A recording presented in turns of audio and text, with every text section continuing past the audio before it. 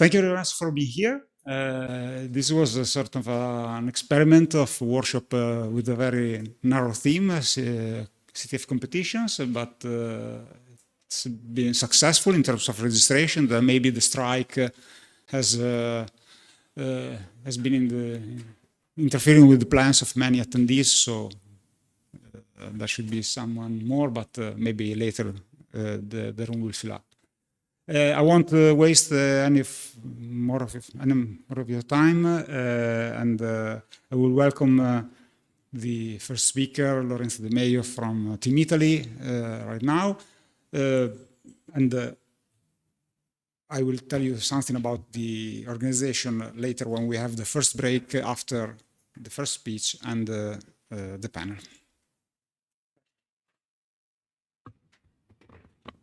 Okay, the slides are not entirely full screen. I'm sorry, but okay.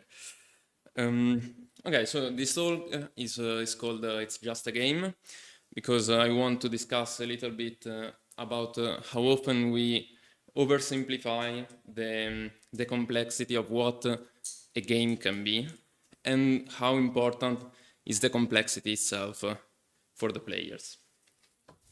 Okay. First of all, I'll answer a few philosophical questions. The first is, who am I? I'm Lorenzo De Meio. These are some ways you can misspell my surname in case you're interested. And I don't have many photos of me, so that's my WhatsApp profile picture. I finished the master in cryptography at the University of Trento. And since 2022, I work for the Cybersecurity National Lab. We mainly organize CTFs. We've organized IaC 2024. And we also organize some wider programs like Holy Cyber and Cyber Challenge. And I'm also a CTF player with About Blankets. Devrar is my nickname. Okay, the second philosophical question is, why are we here? So the topic of the workshop is CTF and offensive security for risk management awareness. So we mainly want to talk about two words. The first is the CTF world, and the second is the real world. Every time I will say real world, I mean real world of offensive security, of cybersecurity in general. So in this talk, I want to say what is, in my opinion, the relationship between the CTF and the real world. And I think there are many different kind of relationships, also depending on the CTF level, and on the target of the CTF itself. So first of all, what is the CTF? Well, I know that probably all of you are CTF players, so I know that you all know what a CTF is, but maybe you don't know what is the definition of CTF from Wikipedia, so I put this one. And for Wikipedia, a capture the flag is an exercise in which participants attempt to find text strings called flags, which are secretly hidden in purposefully vulnerable programs and websites. Which, to be fair, is a pretty decent definition. There is just one thing I don't agree on, is this word, an exercise. In my opinion, an exercise is something related to something else. You exercise for something, while a CTF can be something on their own. I prefer much more the word game. A CTF is a game. Why a game? Also, Wikipedia comes in, and also in this case, a game is a structured type of play. And I really like this definition, because there are all the key ingredients for what also CTF is, in my opinion, and we'll see that later on. Indeed, there is the structured, which is the rules we are playing on, and we'll later see what I mean by the rules of a CTF. And there is the players. Why playing? Why playing CTFs? So this is something, I don't know if all of you asked yourself, why am I playing CTFs? But I've been asked this question many times. And when we are kids and we play a game, we usually don't have to justify why we are playing. We are playing because we enjoy playing. But when you grow older and, I don't know, you need to find a job, you need to do something of your life, then you start seeing people asking you, okay, is it useful for your job?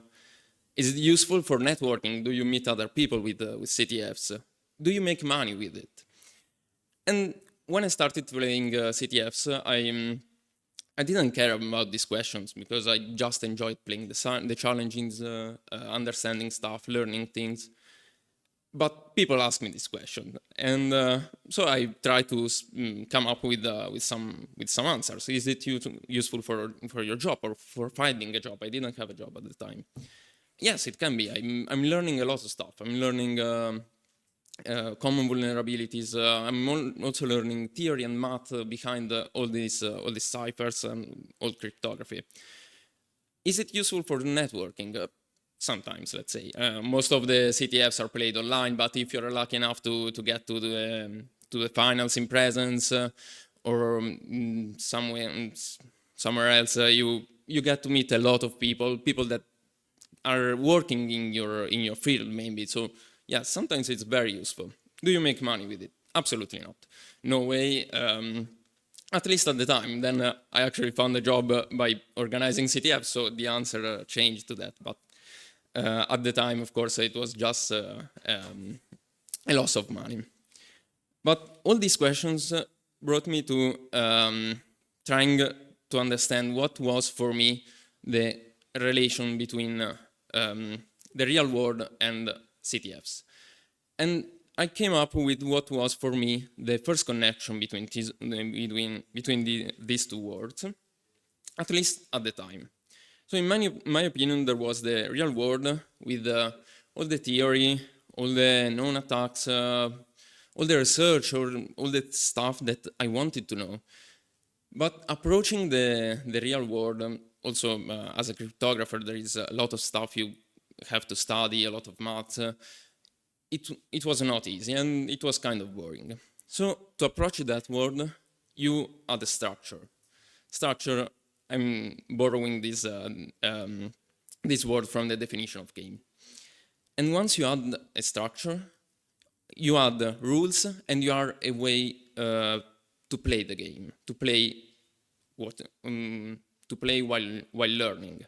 And then you get a CTF. You can get a CTF with challenges, with teams competing against each other, with all the adrenaline of the competition.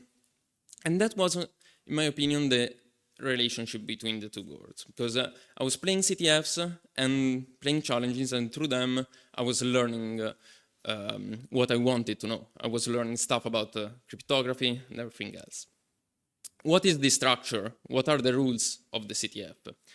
The rules of a CTF are very simple. If you have a flag, you get points. If you don't get points.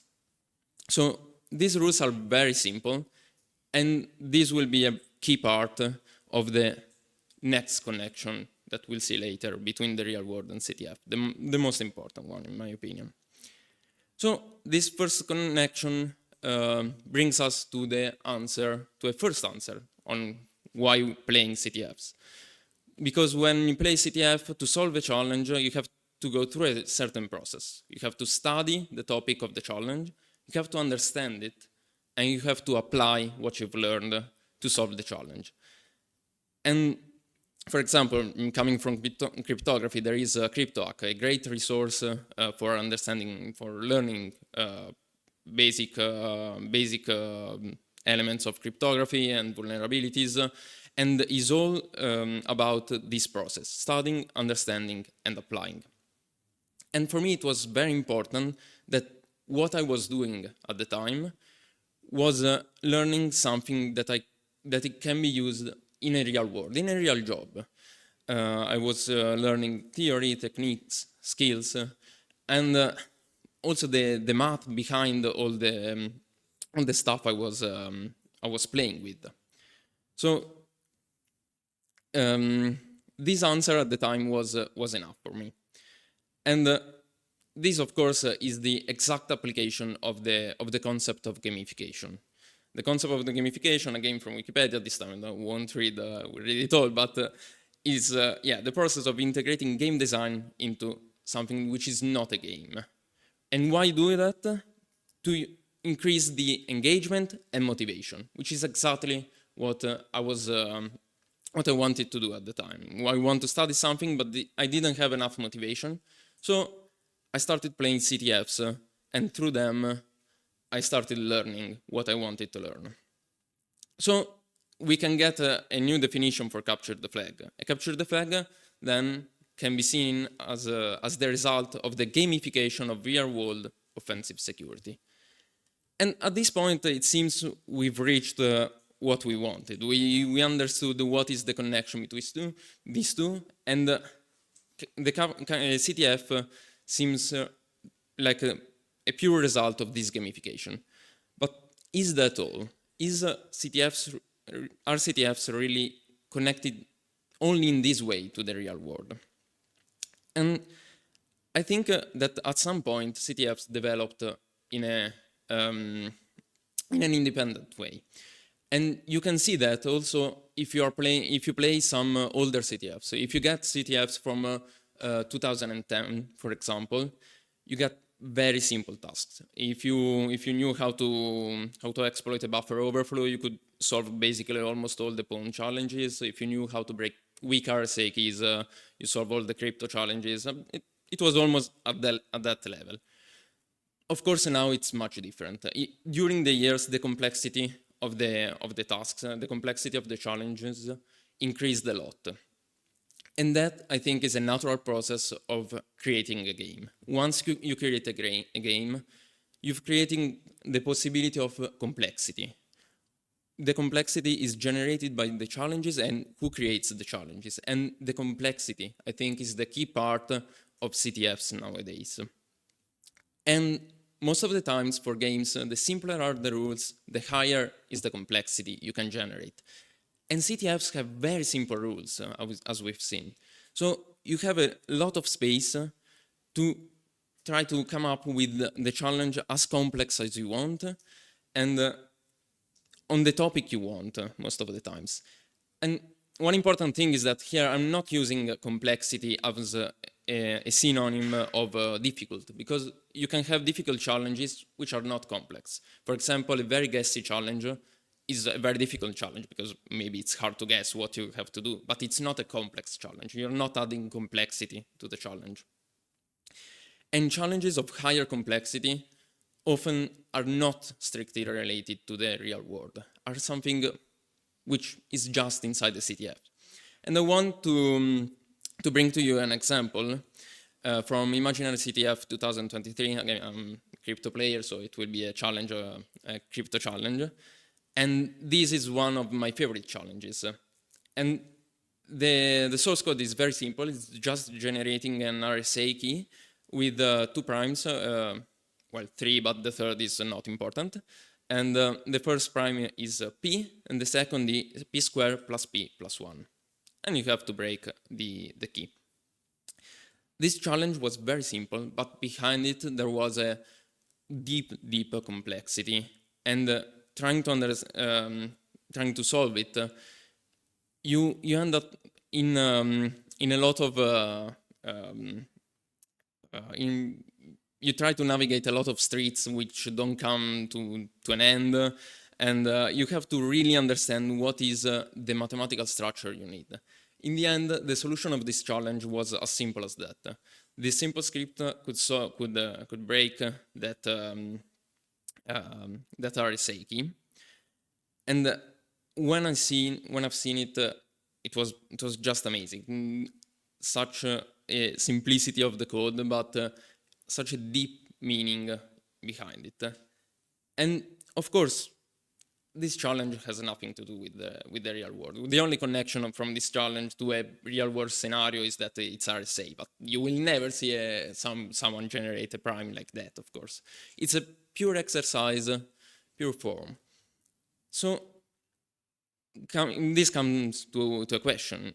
Is the connection lost? Once you get to these high complexity CTFs, is the connection between the tasks and the real world completely lost?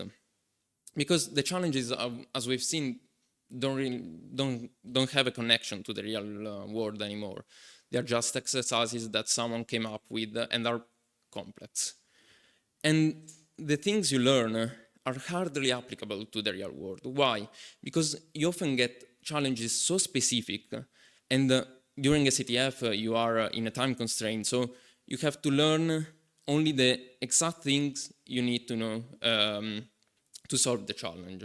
So it's a very specific knowledge only learned for that task. And most of the times, of that knowledge doesn't remain a lot after you solve the challenge. Of course, when you go home, when the CTF is finished, you can review the challenge, you can study it by yourself, but that is a different process. That is not part of the CTF. That is part of you studying at home a certain task. That is the part of you approaching directly the real world. And so what is the role of this kind of CTF challenges? At this point, with these high complexity challenges, are these CTFs just a game? And in my opinion, the answer is yes. But that doesn't mean they don't have an impact on the real world. The thing is that the connection between the CTF world, in this case, and the real world is different from the previous one. And it's not a direct connection between what you see in the CTF and what you can see in a real-world scenario. But the connection is between the CTF and the player. That's again me, the player. And the connection is the complexity of the game. What do I mean by the complexity of the game is what connects these two words. When the challenges contain high complexity problems, as we've seen in the previous one, the player has to understand this complexity, has to understand how to navigate through it. It has a starting point, which is what the challenge is giving you and your knowledge at the time, and you have a target, you have a goal, getting the flag, of course. That is always the goal. But to come from one point to the target, you have to navigate through this complexity.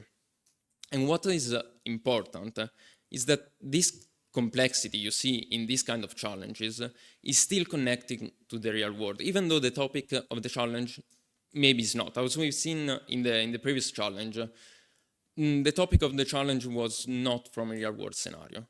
But what you have to do to solve the challenge, it can be applicable in the real world, in this sense.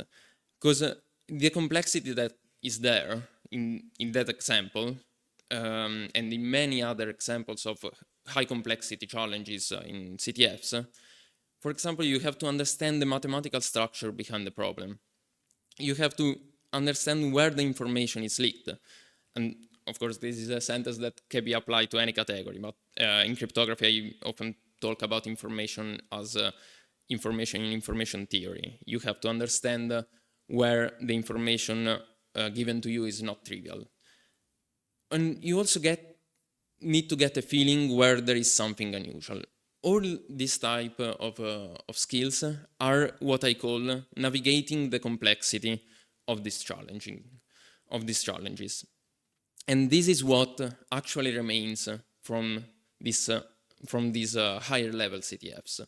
When you approach this kind of challenges, you get a feeling of what approaching such a high complexity problem means. And the more you do it, the more challenges you solve of this level, the more skilled you get to navigate this kind of complexity, to understanding mathematical structure, to get a feeling of how can a general challenge can be approached. And this is what actually can be applied then in the real world. Because then in a real world scenario, of course, you deal with real world problems, which are much different from what you see in this kind of challenges. Of course, they are similar to the basic level challenges where you just need to solve the challenge by applying a standard attack or stuff like that.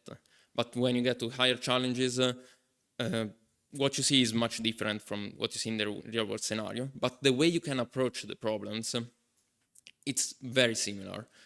And indeed, the complexity you see in the CTFs, in this kind of challenges, is often even higher of what you can see in a real world scenario. So by trying and by learning how to navigate that kind of complexity, then you can also apply that in the real world. And I think this is also what often keeps the players into the CTF world. Because maybe a lot of people approach CTFs and then approach cybersecurity because they start playing a CTF, maybe a beginner level CTF, and they start breaking stuff. They start understanding how a certain cipher works, how the stack work, and all these basic vulnerabilities, and you get excited because you start learning some things that otherwise seemed very hard to reach.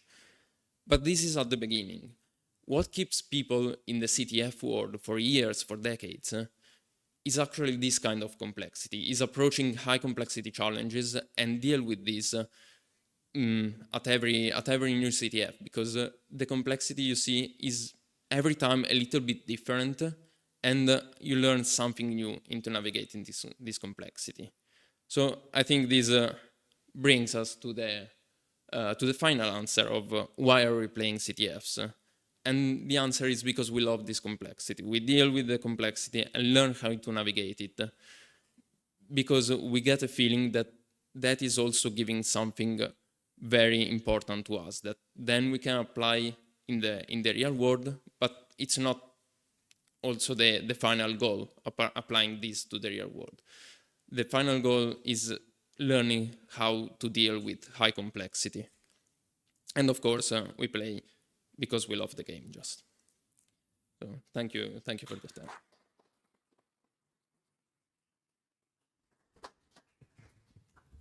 Yeah, thank you very much, Lorenzo. Is there a question? Of course. There should be also the portable mic somewhere, because otherwise we cannot.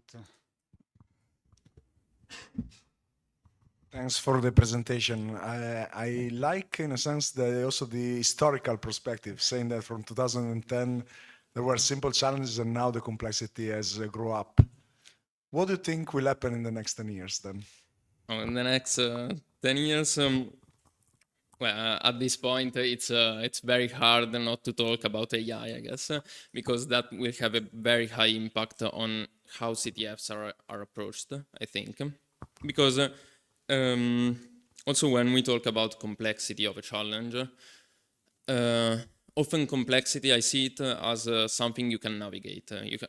As I've said, there is a starting point, there is a target, and you need to learn how to navigate it.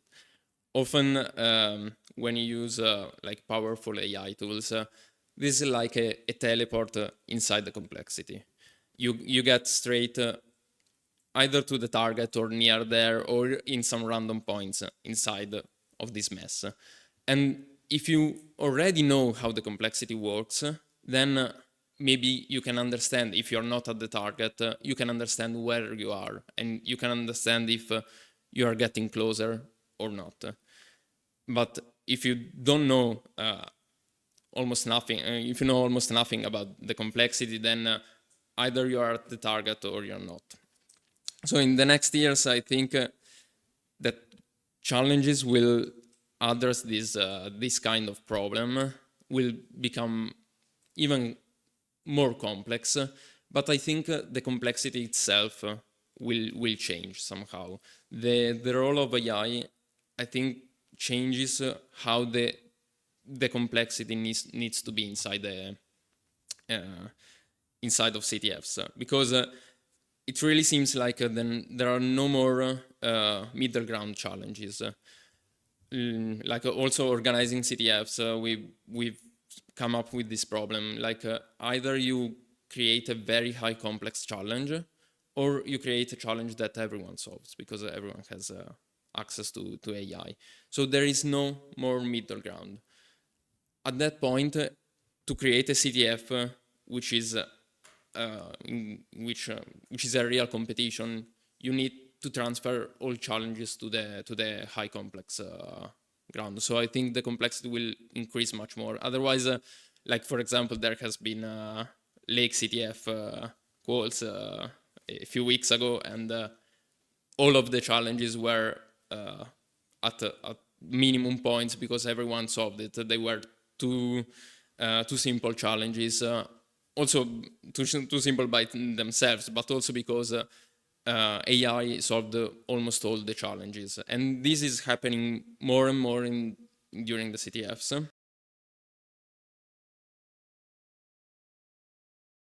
So I thought that after this introductory talk about the past and future and the relationship with the real world of CTFs, it could have been nice to hear different perspectives on this theme. I collected a few ideas from our speakers, and so in the, I would say, typical format of a panel, I will ask a question and let you answer in turn. Okay.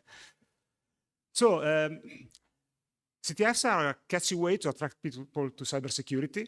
We gamify, it's the whole theme of the workshop. We gamify real-world challenges so that they are more fun to play than having to focus on real work, let's say. And they could also be fun to follow, maybe not as a football match for those who like football. But I mean, if they maybe were to become popular, even just rooting for your local team could be a nice way to attract attention to the theme of cybersecurity. However, it's very difficult, if at all possible, to design CTFs that cover all the aspects of cybersecurity, which is a theme that's growing in importance, and it's showing up as a really interdisciplinary challenge because it deals with society, economy, personal safety, and not only science and computer science specifically.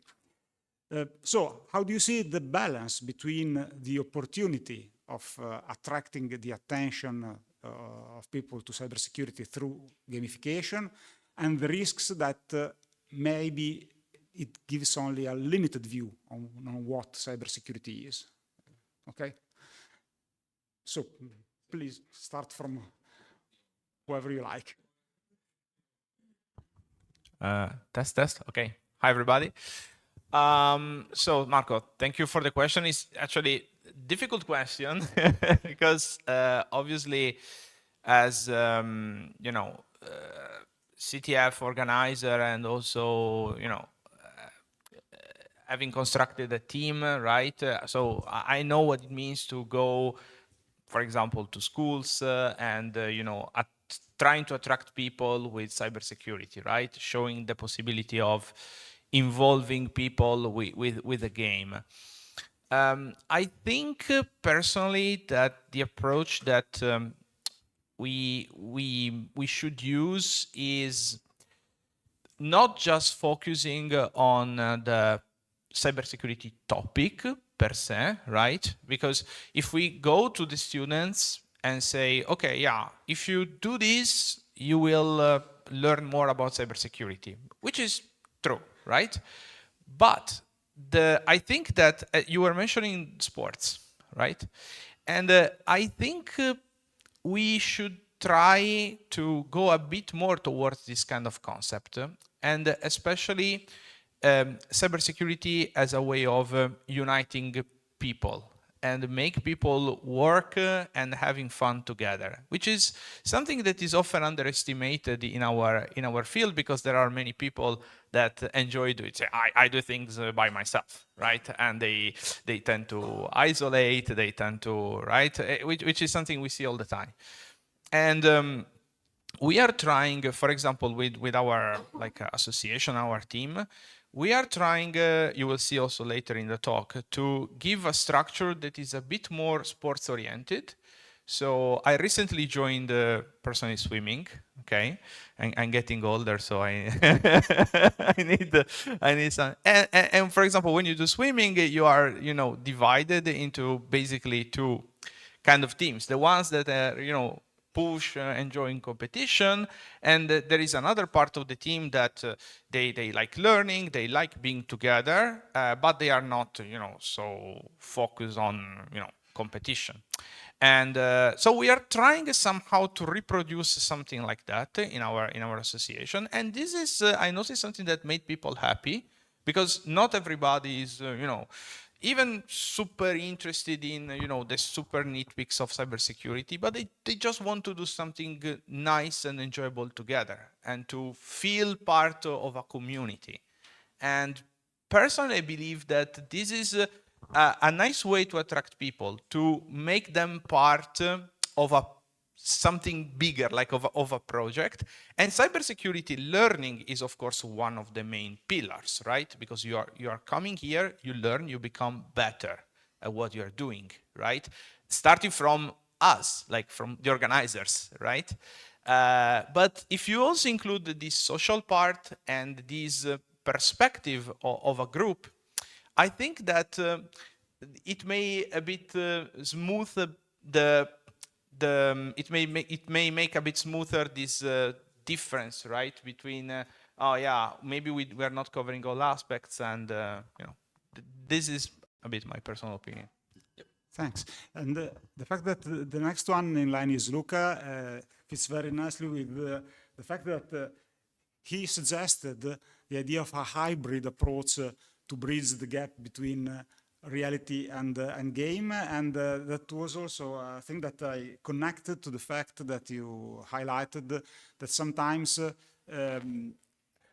the difference between skill levels and approaches to the game can create a gap, an entry barrier that's difficult to overcome. So.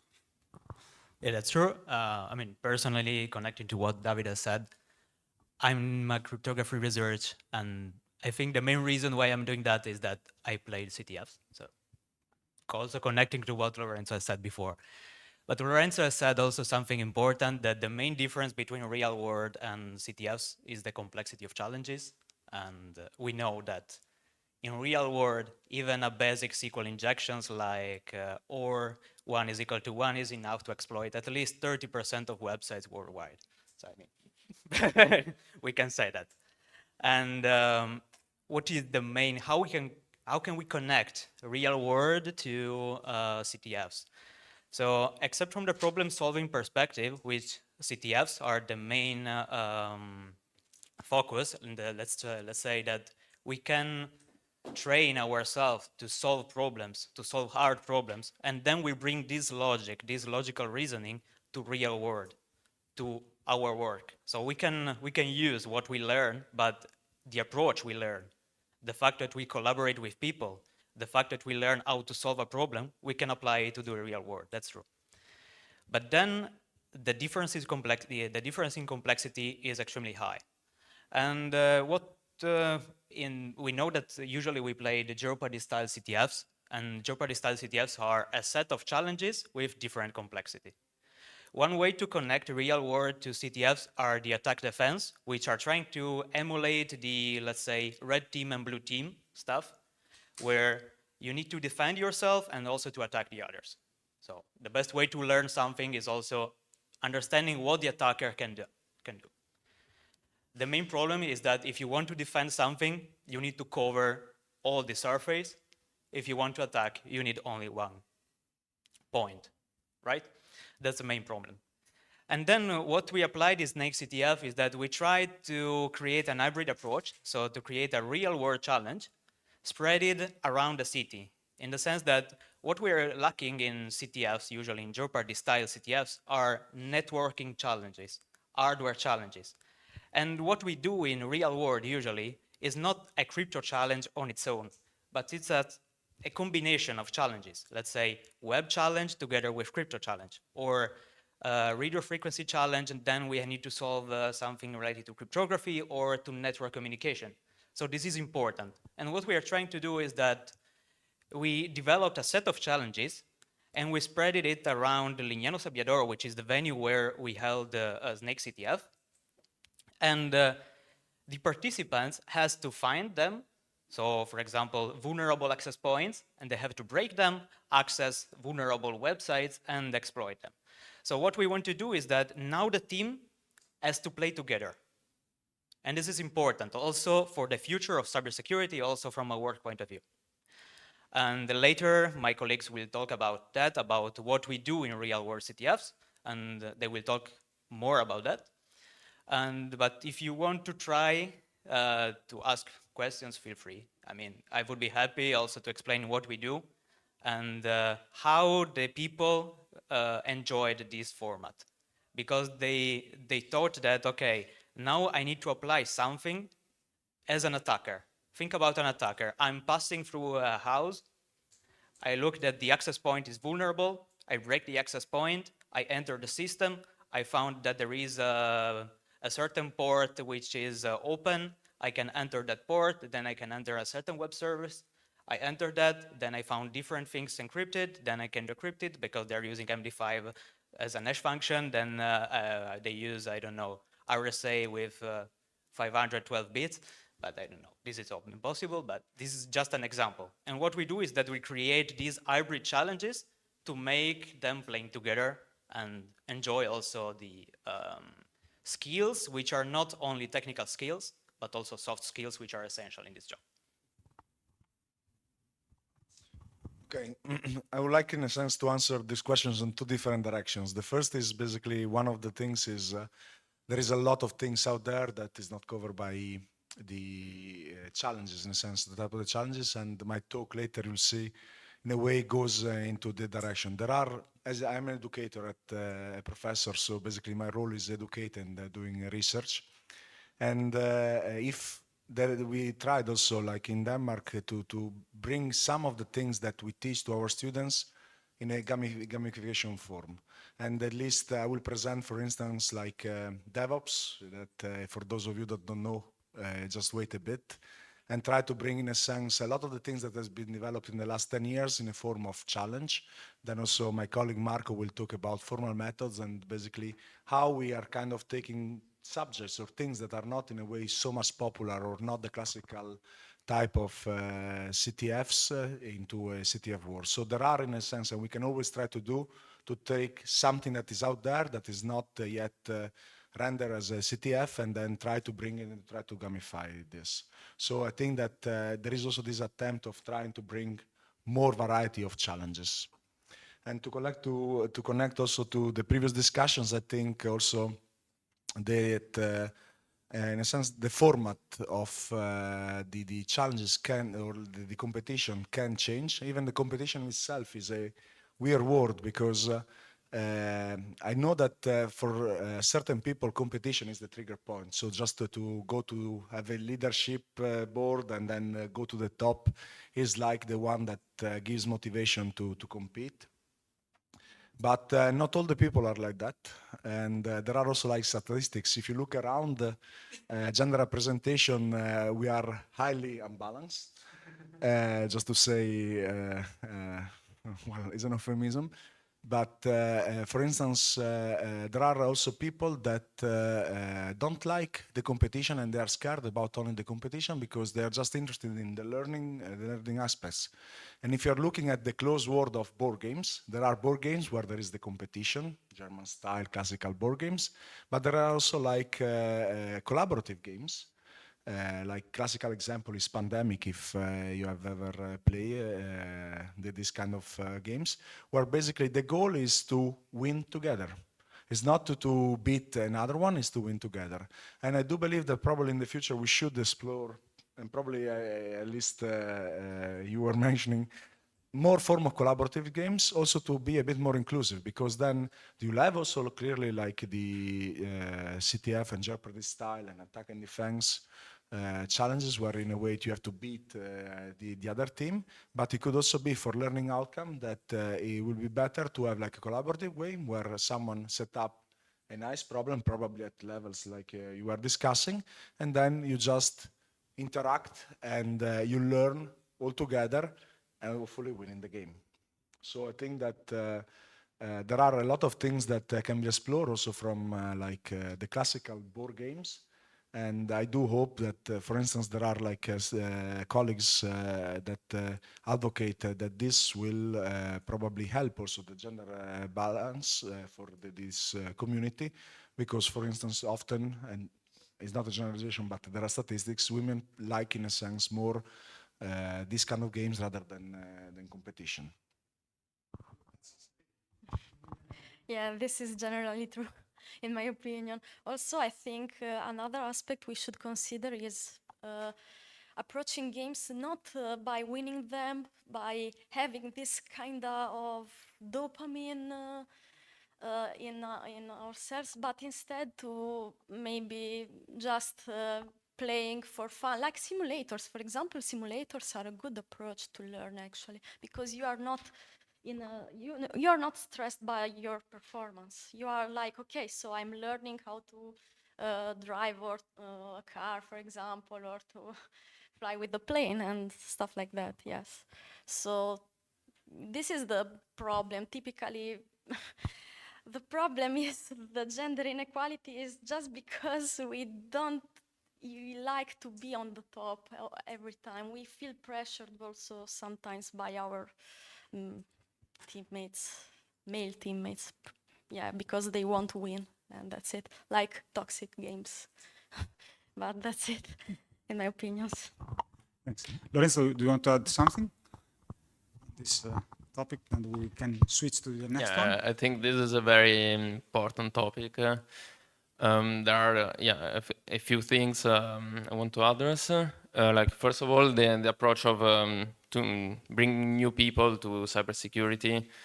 For example, we as the Cybersecurity National Lab are organizing the Holy Cyber camps, which try to bring a lot of people from high school to this world. And in that case, of course, we are also organizing like a very simple CTF at the end of the camp.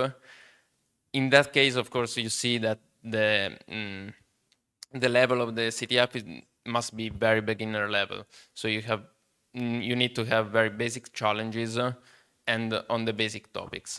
So I think to let people enter the cybersecurity world, at the moment, at least, CTFs are very standardized in a sense that there are more or less always the same challenges on the same topics, while at higher level, since the rules of the game are so simple, you can actually create challenges of whatever you want. But yeah, trying to find a new approach on CTFs, I think it's something that not only should be done, but it must be done, because talking also about the gender inequality inside the community, we see that okay, CTFs do work for something and for someone, because all the people that are that get the energy from the competition actually can become experts, or can actually learn a lot from this.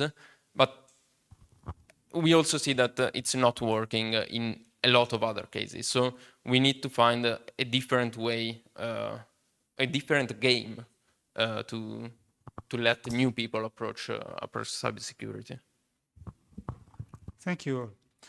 The other topic, I was, as usual, scared by the fact that there were too few arguments, too few subjects, and instead we will cover only 2 of the 5 that I sketched out. But that's a good thing, because it's a rich discussion. One of the things that I noticed from your suggestions is that, of course, is the elephant in the room that has already been named, which is AI and new technologies in general, from 2 points of view. One, as Lorenzo already said, is that challenges need to be designed with that kind of adversarial capability in mind, because otherwise an AI would solve every challenge. And the other one is that AI is only one example, probably the most shining one, of some technological innovation which is disruptive and that pushes the speed of new things that enter the field to new highs, and so designing new challenges becomes more difficult, and there is to be now what they used to be 20 years ago when simple buffer overflow was enough to do anything. So what's your take on this? Is it designing new challenges becoming so difficult as to become almost impossible, or what are the ways to address this kind of problem? Maybe this time we can just do the other way around. I mean, so. Okay, that's actually very interesting, and to make it short, I think the best thing is to adapt to this new technology, because as you can see, every single attack in the modern world is most of the times done by AI. Of course, AI agents are fundamental right now, and I think it's the funny part of it. We can just integrate them and use them as benchmarking CTF sometimes, but also maybe to adapt and to create new categories as well, finally. We can finally train some agents and do kind of attack defense with only agents and sabotaging ourselves. It will be kind of fun, in my opinion, but I think we cannot ban at all AI agents. We must integrate them in some way. We must adapt, in my opinion. How? It's hard actually to tell in competitions when we want to be the first to get on the top of the scoreboard. We usually, I think we use them just to win, and that's all. But when we learn, the most important part is when we learn. When we learn, we don't use them at all. Maybe sometimes, but we should auto-regulate ourselves by this. But if we have to consider the competitions, I think the competitions themselves should adapt to this technology, to integrate them. I know it's hard, but we have another best friend, AI agents as well, so we can use them to make some stronger challenges as well. And that's my take. Okay, AI is a big elephant in the room. I think that create a lot of problems, at least for the education part. And also in terms of fairness of the game, because also if the game needs to be fair.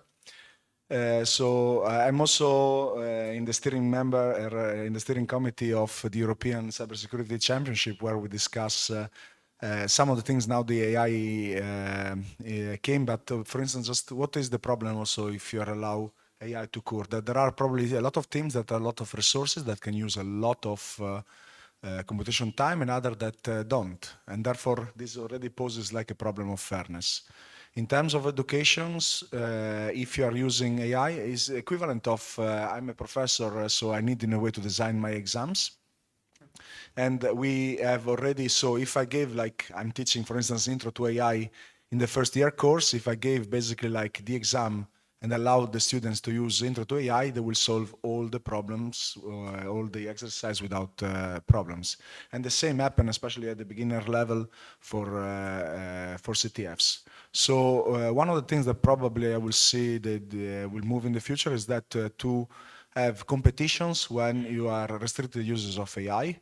How to enforce it is a completely different matter, but we need in a way, like we do for the exam, saying that it's a written exam where you don't have any external help or the usage of LLMs, then you'll also have like CTFs where the outcome is you don't use for this searching, Googling and doing things without, unfortunately Google now also has LLMs search, but so I don't know how it can be done effectively.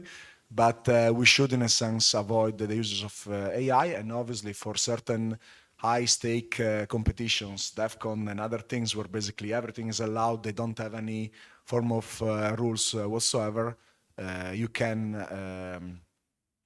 allow everything. And in terms of challenge development, AI is creating a lot of problems, because as soon as you have a challenge and then it's written down is how to solve it, then basically is training material, and this will also become worse and worse. So creating the challenges, and the goal of the challenges, for instance, in a lot of competitions, including the European one organized by the Italians, was we want in a way challenges that not all the people and they're not all solved by a team, but the team should always solve some challenges, and at least a challenge should be solved by at least a team. It became tougher because basically, like I said, this entry medial level it doesn't exist anymore. If it's like too easy, it will be solved instantly. And if it's too difficult, you risk in a sense that it's too difficult, and therefore no one uses. So you'll end up in a situation where probably all the challenges that was mentioned before are solved, or none of the challenges are solved, which is a big problem. And so I would say that we'll have to have a way of figuring out how to stop AI, if it's possible, to be used in current competition, at least for entry level or beginning level. And other than that, try to, I guess, develop challenges that will be more and more difficult, and it will become very also time consuming and also resource intensive to create new challenges for the high stakes CTF. Yeah, as what said, it is a matter of fairness. So, who has more money has the power to buy licenses for very powerful tools. So, it's a matter of fairness. One can have it, one cannot. And I'm more scared with respect to the educational part, in the sense that I'm thinking about the beginners who are approaching to this world. Here in Italy, for example, we are doing Cyber Challenge, and challenges are easy. So every challenge can be solved by AI. And what are they learning? Basically nothing. So how we can limit that to convey the idea, to push the students, let's say, to learn the fundamentals, which are essential, and then they can use AI for the advanced or complex topics. But the fundamentals need to be learned in a very precise way, without any AI tool. And that is a very big issue, because I'm noticing it in Innsbruck. I'm teaching applied cryptography at the bachelor, and every time I give them an exercise, there is someone who is using Gemini Pro to solve it. I'm changing like some parameter, and then they cannot solve it. But now what I'm looking is that they rely on it as it is like the Bible. It is not. And unfortunately, I would like that we can restrict these use of AI, at least for educational purposes, for beginner level, medium level. Then for high level challenges, high complexity challenges, then it makes sense to use it. Now we can adapt. We have to adapt to that. We should adapt. So we cannot avoid that use. So for example, even in Snake CTF, we have seen that many teams have so powerful tools to use AI, then basically they were looking, so instead of reading the challenge and trying to find where the possible vulnerability is, they were asking the AI to solve it. Sometimes they were able, sometimes not, because developing challenges at this point is becoming extremely hard. And either you do something extremely complex that can be solved by only one team, let's say, or you do just a little bit easier, and then AI can help a lot. And this is a big issue, because there is a very small gap between a challenge solved by one team and a challenge solved by any team, by every team. And this is a big problem. How to fix it? I don't think there is a way, let's say. to fix it, we should adapt, at least for high-level competitions. But for beginner level, we should restrict it and focus on the educational purpose of it. Yeah, the big elephant in the room, right? So I will tell you what is our experience, my experience also as a challenge creator as well. So first of all, I would divide between online competitions and competitions made in like in person. For example, we did Sardinia Cyber Camp, like our CTF event in Sardinia. And what we did was a speedrun event after the main, cyber like CTF. And in this speedrun, we had this idea of each team was like they were sending 2 players. So we randomly choose one category and they had 20 minutes to solve a challenge without AI.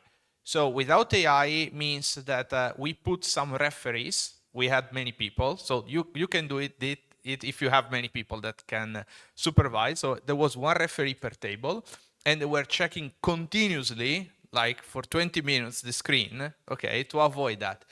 And you know what? The players enjoyed a lot this kind of format. Like we got very happy feedbacks because they said finally something without AI. So the challenges were not, of course, super difficult. They were solvable by AI, but of course they couldn't use them. So I think that concerning competitions made on site, that's unfortunately one way to go. Of course, it's not super easy because you need people that supervise and so on, and also in the context of European cybersecurity challenge is not trivial, obviously. But this is one possibility. My main concern is like for competitions online, because there is also one interesting paradox. For example, if you do reverse engineering. When you do reverse engineering challenges, now we observe this trend where things are complicating, like escalating, because they say, oh yeah, we are slopping the challenge, right? But if you make challenges more difficult, you are pushing people to use AI more because they need AI to try to simplify things, right? So one may think, okay, let's not make challenges solvable by AI, but people will use AI because they feel it's too difficult, right? So as Luca said, it's super, like, it's not easy to find a solution. One possibility, at least concerning, for example, forensics or other kind of challenges, is trying to devise not necessarily super complicated challenges, but trying to understand more. We cannot live now without these models, right? So, so how these models react according to certain variations that you make to the challenges. So not necessarily making the 50,000 lines of code because they say, oh, it's too heavy and yeah, so this AI cannot solve it, but not even humans can solve it. So we are again at square one, right? But try to make something that is a bit, I mean, not super more complex, but something that the AI gets a bit confused or not, it's not super clear. What to do, and there are possibilities, of course, for challenge creators is much harder work, and but this is unfortunately I don't see much else in terms of what we can do. And the point is that in online competitions we are going to see either competitions where everything is solved with 100 solves, right, and or 0 solves, 1 solve, and that depends also on the team, on the organizing team, and also, as Luca said, and the others also on the fairness. One last bit on the educational point. For sure, we as educators, we should try to enforce at least the not using AI, at least when we observe people, right? So we have to send the message by encouraging them not on the fact that what is important is solving, but what is important is learning. Who are you becoming? Are you becoming a monkey who presses a button and say, okay, yeah, I solved the challenge, woohoo, flag. Yeah, but then what? Then what? Like, what did you learn? So this is a bit the approach I'm trying to use also for the next edition of Cyber Challenge. Like for the admission test, I'm going to deploy a squad, an entire squad supervising who uses AI dies instantly. So Thank you. Yeah, I want to start exactly from the educational point because I think that the problem is why did CTF work for us as an educational instrument? Because there was this process that okay, to get the flag, I have to go through through the process of studying, understanding, and applying. But the goal was always getting the flag of the challenge. That is what CTFs are about. So the problem is that at this point with AI, you can immediately get the flag. And of course, I agree on the fact that AI should not be used when you're training, when you're trying to learn. But it's very hard to enforce it, I think, when the format of learning is this one. So we have to think about another way of gamifying learning. And another question, the process of creating challenges is becoming more and more difficult, of course. And one question we ask ourselves is using AI is a skill or not? Because I want to, to say the story about last year finals of Oli Cyber. There was the most difficult crypto challenges. There were 3 crypto challenges, and there was the third one, which of course when we created it, we tried to solve it with different AIs and didn't seem to know how to solve it. During the competition, a few people solved it with AI. So we asked them, how did you do that? We didn't manage to get a solve from any AI. And one of them said, okay, I gave him the challenge. I said, please solve it. It didn't solve. Then I asked again, please solve it. It didn't solve. And the third time, it solved it. So at this point, okay, we need to integrate AI and consider using AI inside the challenges. But the problem is, what are we integrating? Are we integrating a skill? Are we integrating a random tool that gives random answers to the players? And how do we integrate something like that inside the CTFs? So these I think are problems that are really big as CTF organizers at the moment. And yeah, I still don't have an answer to that. Okay, let's thank the speakers and the panelists. In this case, I let the session overflow by 10 minutes because the talk was, the answers were so interesting. And now we can go for our coffee break. Thanks, everybody. I would have many questions to follow up, for example, but we can take it offline. For example, if AI can be used as a tool to design challenges or to police the usage of AI itself. But okay, let's look at while drinking coffee. Thanks again.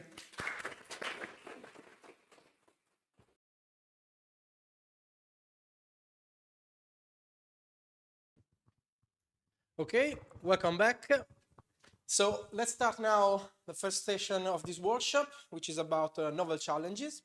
And for first speaker, we have Professor Jacopo Mauro, full professor from University of Southern Denmark, at the Department of Mathematics and Computer Science. And his talk is going to be about gamification supply chain security. Jacopo. Thanks, Andrea. So first of all, I'm not a CTF player. I graduated a bit before big things come to at least popular. But I am, or at least I'm involved, and this is my personal, in a sense, story, in CTF creations. In the last 5 years, basically, I was involved into the co-organization of the regionals, locals, regionals, and nationals for the Danish, then at the end, the creation of the Danish national team that attended the European competition. And the results there is an interesting experience. The results is I would say we are quite good, if I have to say, because we are like a country with 6 million people compared to Italy around 60. And we got in the last 5 years a gold, 2 bronze and silver. This year we got a silver after Italy. But in many cases also we managed to beat Italy. I think 3 out of 5 in the last thing. So, and being Italian, by the way, I'm not the only Italian SERICS organizer. We have basically... Indeed. It's actually feel weird when you are going there and saying, okay, but we win, but I have to cheer. I have like the logo, the flag and things like that. I'm acquiring the Danish one, but I will keep it also the Italian. Who I am? I'm a professor, so on my role is also education, clearly also research. And I like, in a sense, to be involved in this because I care about certain topics, including cybersecurity, and I think is a really good way of educating people, and especially young people that even before coming to the university. And I teach courses with microservice and DevSecOps that resonates with basically the challenge that I want in a way to present to you today. So we're discussing also in the panel things that going outside a bit the standard categories of challenges, and I do believe that this is one direction that we should go. And just as a remark, for the Danish nationals, usually what we do is that we have 100 people, and usually the target population here is young ones between 15 and 25, and in that case is Jeopardy style CTF. And my main goal here is, in the old days I was developing challenges. Now, luckily, the effort, at least to coordinate these kind of things, is from Marco, that is the real one that is putting a lot of effort there. I'm just playing and having fun, trying to propose and new ways of challenges, and I will see the results. Motivation, DevOps. How many of you have seen this infinite cycle? Raise your hand. Probably it's better, raise your hand if you have not done it. Okay, there is someone, so I have to explain a bit more, which is usually a good thing, because then I can wear my hat of educator. DevOps so is these days when you have to develop software, it's not like the old days that you just develop, you test it, waterfall model approach, and then you dispatch it and someone has to maintain it. These days, the idea is that to put it together, the development phase, which is here, is this kind of eye, with the operation, which means taking the software and put it into execution. And this is like a continuous cycle where you have like, first you plan the development, then you obviously develop the code, you have to build it, you have to test it, and then when you have ready to release it, you have in a way, and you almost automatically these days to the possibility to deploy it, possibly in a cloud. More and more software is deployed in a cloud native fashion. You need it to operate it, to maintain, continuously monitor, and get the feedback to start the new iteration. More and more companies are starting to go there, more and more, especially like if you are developing software that needs to be used by millions of people, often the way to go is to go to develop in a cloud native setting and using DevOps to develop this tool. And with DevOps, often the procedure is tried to use as much as automation as possible to help you. The idea and the pattern is that you have a new artifact for the development of the code. So the code in itself is not only the artifact, you have something that is called the continuous integration, continuous deployment of delivery pipeline, where the procedure is that, you code at a certain point, you're using usually it's Git, a source control version system, where you commit your own things, and when you commit, you have something that is called the continuous integration server that is taking your commit and is starting to build the software for you to test it, and in different stages at the end, basically will deliver some form of executable or artifact that you can put in production. And so this is basically like the continuous integration is when the code is built. A continuous delivery or deployment is where the code is deployed, and usually the target is a cloud system. The interesting thing about the new artifact is that it opens new ways of attacking the system, because basically you have a new artifact, a new thing that you can target. So you should often, for instance, in the old days, you were targeting the code and saying there is like a vulnerability there. But these days, if you really want to tamper things, you can also try to tamper the CI/CD pipeline. And interesting enough, I think that the CI/CD pipeline is even more critical than the code in itself. Do you see why? Anyone has ideas?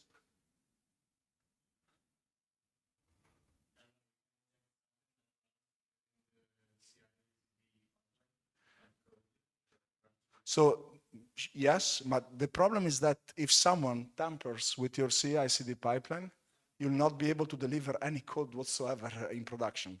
So basically, you can even have like, if you stop this, you'll basically stop putting code into production, which is a big problem. It means that basically all your effort that you're doing in the first phase is useless. Correct. And this is possibly one of the attacks. So let's have a look at the possibility of attacks. So you have like here, and this is like kind of ways of threats that you have to be aware when you have the pipeline. So for instance, as a developer, you can submit an authorized change. So you have ROM settings that allows like a user to submit code that is not supposed to submit.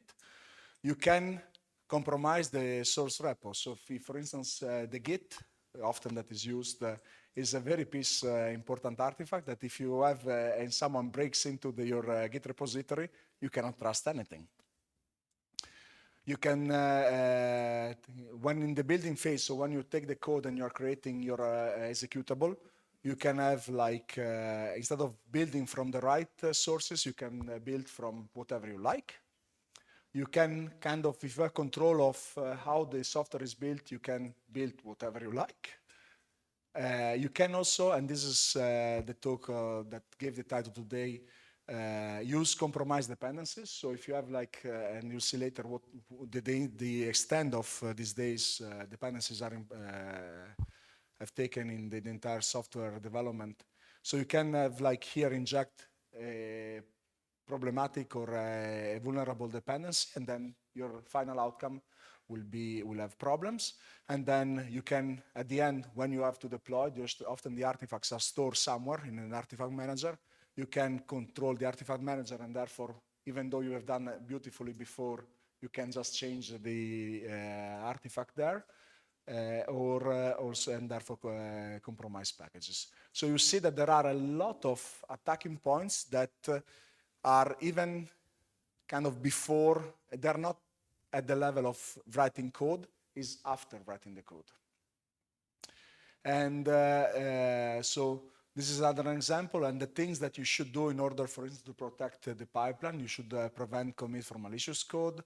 You need to check the dependencies. You need to secure your source control management system. You need to secure your build. You need to secure the way that you deliver the artifact, and so on and so forth. And this is not only theoretical. For all these steps, there are attacks that has been done and reported out there. If you're interested, there are like this website where you can see, and there is examples, for instance, where people attacked the IDE, where they compromised the IDE, and therefore basically you can do whatever they want, and the IDE was submitting whatever they want. Famous are Log4Shell and SolarWinds that are classical supply chain attacks, and something that tamper with the release, and also other people that attacked the Git, so the source control version management system, and so on and so forth. So there are attacks that are out there that has been done. And in particular for the supply chain, another trend that is happening these days is that it's actually quite interesting, this call from so Veracode is a company that is actually releasing also sometimes a report on cybersecurity. They are scanning thousands of applications on behalf of their customers to try to see to detect vulnerabilities and problems. And usually they release every year a report that is quite interesting to read. And the CTO at a certain point said that in many respects, development teams have shifted from writing software to assembly software. If you are targeting this kind of big systems, often it's like a combination of software that you pack it together and you configure together. And in particular, there is an increased usage of libraries in the software. And here is like, well, as a JavaScript in time, so it's the number of libraries in time, depending on the language. And you see, for instance, that in Java, in Python, in Go, in Ruby, more and more libraries have been used per project. So we are using more libraries. What does it mean using more libraries? You are using some code that you don't have any control whatsoever, and you are just trusting. And you have seen, I guess, this picture where you see basically the entire world that we have today is depending on the project that a random person in Nebraska has been maintaining since 2013. And this is not a joke. It's actually real, because, and they did this analysis still in the report, where basically they took the 100 most used open source libraries. They went and they checked how many of this had like a commit or were maintained by one person, and see how many of their applications these libraries were used by language.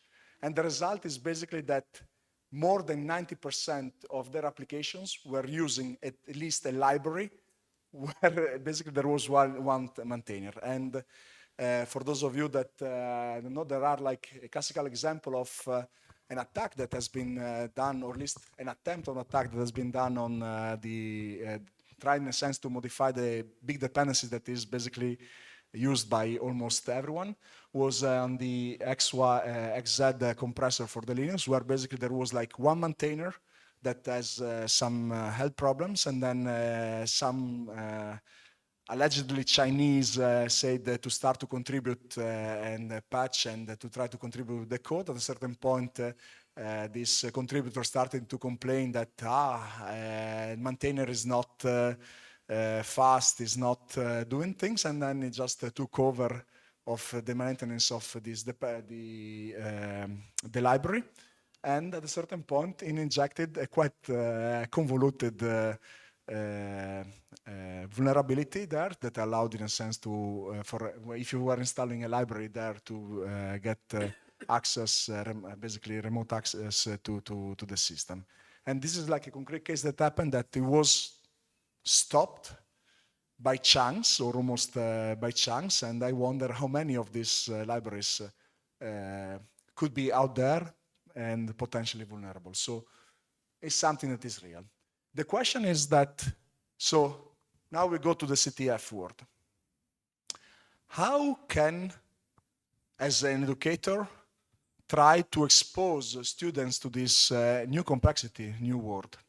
And this is not easy, because if you want in a way to have a supply chain attack, you kind of need to have an entire CI/CD pipeline inside a CTF.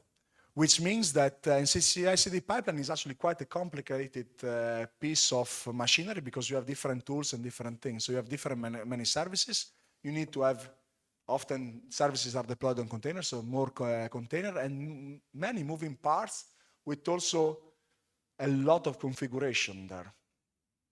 And you have a problem therefore of complexity that I guess resonates, because this actually creates a huge amount of complexity over that, which is also nice probably for players, because then they have like new ways of understanding and navigating the complexity.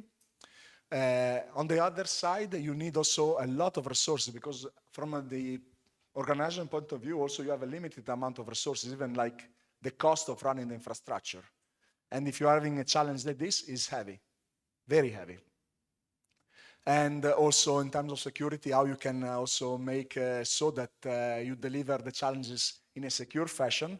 Because if you want in a way to do this, often they require the CI/CD pipeline require more permission. Often, for instance, for those of you that are a bit more technical, you need to give like permission to do like Docker in Docker to do that. But if you are allowing this and by mistake you do some problems, it could be that your entire infrastructure where you're running the CTF challenge can be like a breach, and therefore through container escape or other things, you'll be able for players to control of the entire CTF platform where you're running the CTF, and you don't want that, I argue.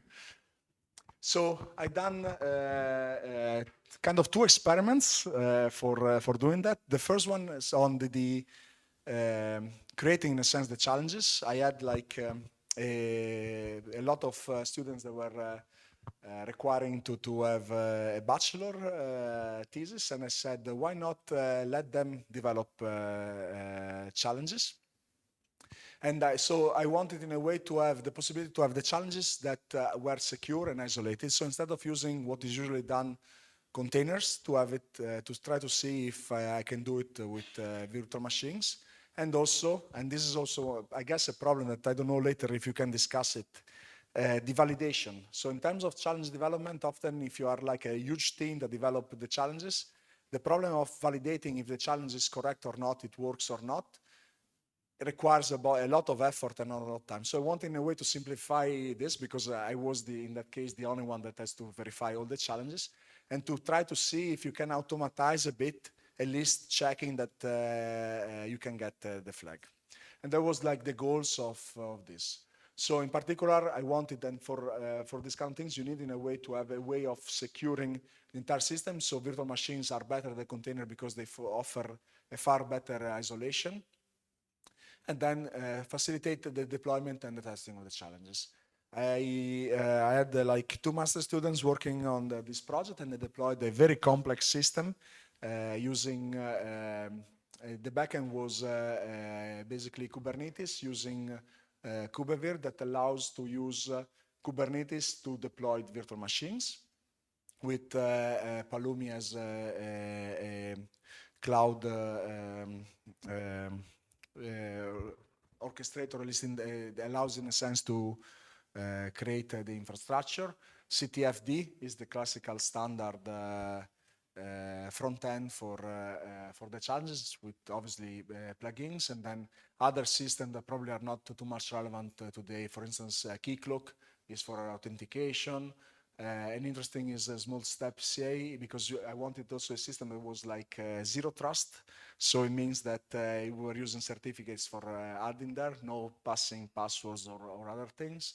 Obviously monitor, that is fundamental, and the feature flags to allow a bit of more configuration. And well, how did it go? Sorry. For that thesis, we went fine. But simply put it, is using virtual machines is too heavy. So especially if you are to scale for big size, often virtual machines, you have to give it 4 GB of RAM, and it doesn't fly. It consumes too many resources for a medium size CTF. So it was not good. And in particular, also another problem is that in terms of like usage, the virtual machine have a problem of slow startups. It can be mitigated a bit, but you cannot do miracles on that, because the point is that the container is usually like few megabytes and is often stuck on top of each other, so you don't have to share too much. But if you have to start something, starting a virtual machine and sending 4 GB to a node can take some time. And as a CTF player, you don't want, it's probably acceptable to spend few seconds to wait for your instance to start.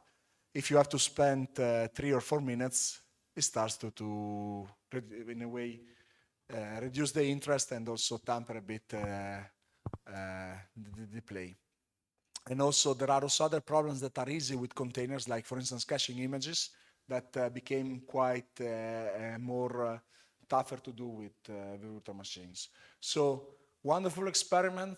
At least it worked for the use case that it was intended, but probably not the solution to go if you really want to have at least there are big problems in that. So second attempt. The idea was to create everything in a container here. And the tricky part is to use nested virtualization to be able to have a container that spawns the virtual machines where you deployed the sensitivity stuff. And this actually worked.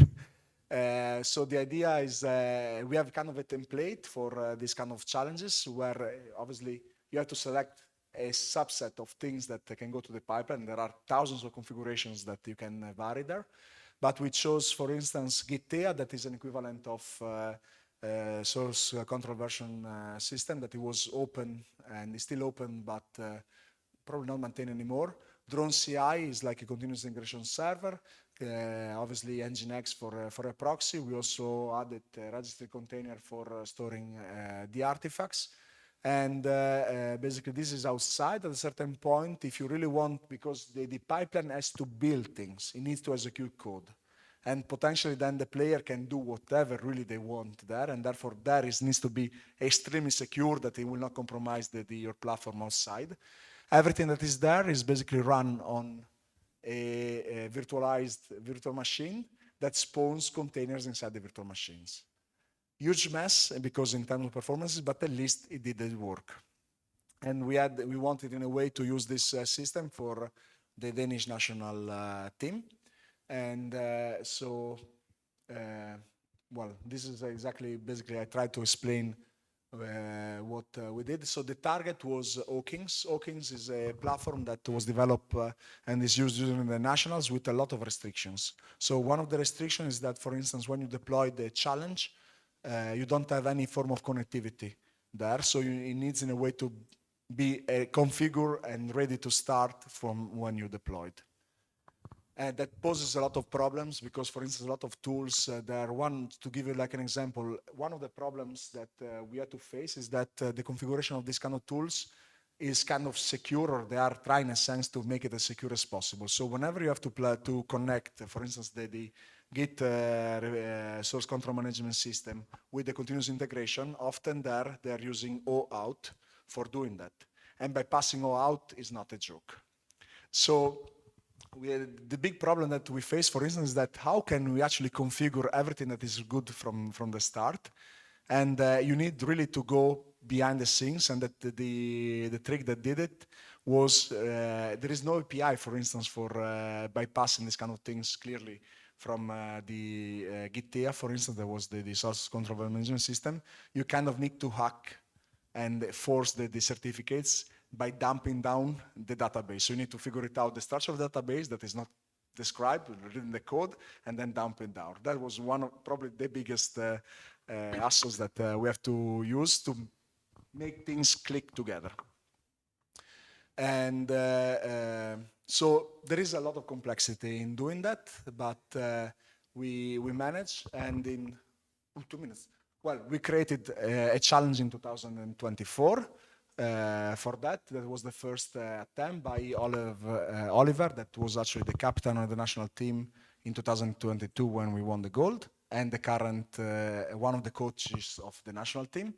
And it went quite well. Then we did also in this edition of 2025, where William, one of my students, developed them. We had developed actually this time 2 challenges. There are still problems in terms of resources, but we have actually here one of the players that managed to solve the challenge. So if you want to see what it means as a CTF player to play it, you can ask him. And just to conclude, so this is an example where we bring more complexity probably to the game. Is something that it creates a lot of complexity because there are a lot of choices that you can do that we just started to scratch to explore, because you can choose different continuous integration servers.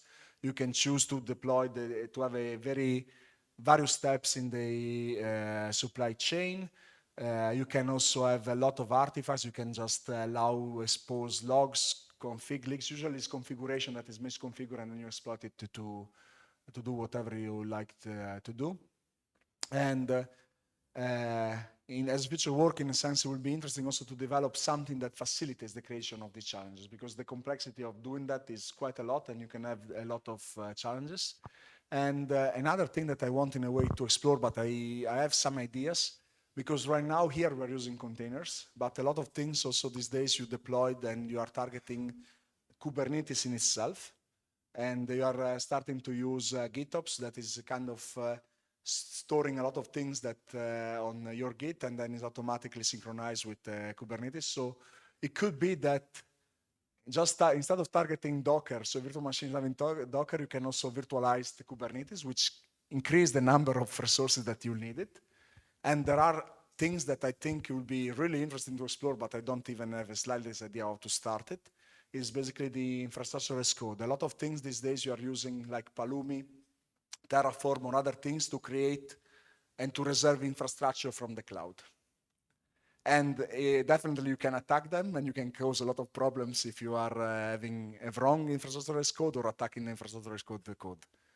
How do you gamify this? No idea, because basically you need to have a simulation of big clouds to do it, and this is probably something that, well, you require a simulation in order to be able to gamify these kind of things. But this, I would say, is, I'm actually quite proud of the result, because at least from the feedback that we receive, a lot of the players like it. And it's only like the first step, because the complexity there that can be created is huge. That's it.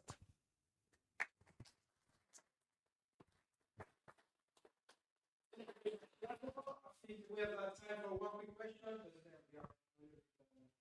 Wasn't half an hour? Oh, pardon. I thought it was half an hour. I look at the program half an hour, I said 25 plus 12. Good.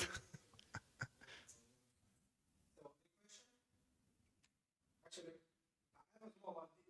Did you thought of reverse the challenge? I mean, worry about what about to fix the pipeline in order to the challenge is to fix the pipeline, for example, to have I don't know, some small test on the CI, because you already put something vulnerable that try to escape the pipeline. I think in attack and defense, it could be quite, so you can imagine that you can actually use in attack and defense, and the attack and defense platform has a virtual machine there, so probably you can do it. I guess this is an easy thing that you can do. So you just put it there that is something vulnerable, where the defense team has to go there and at least to remove that. Definitely. Thank you.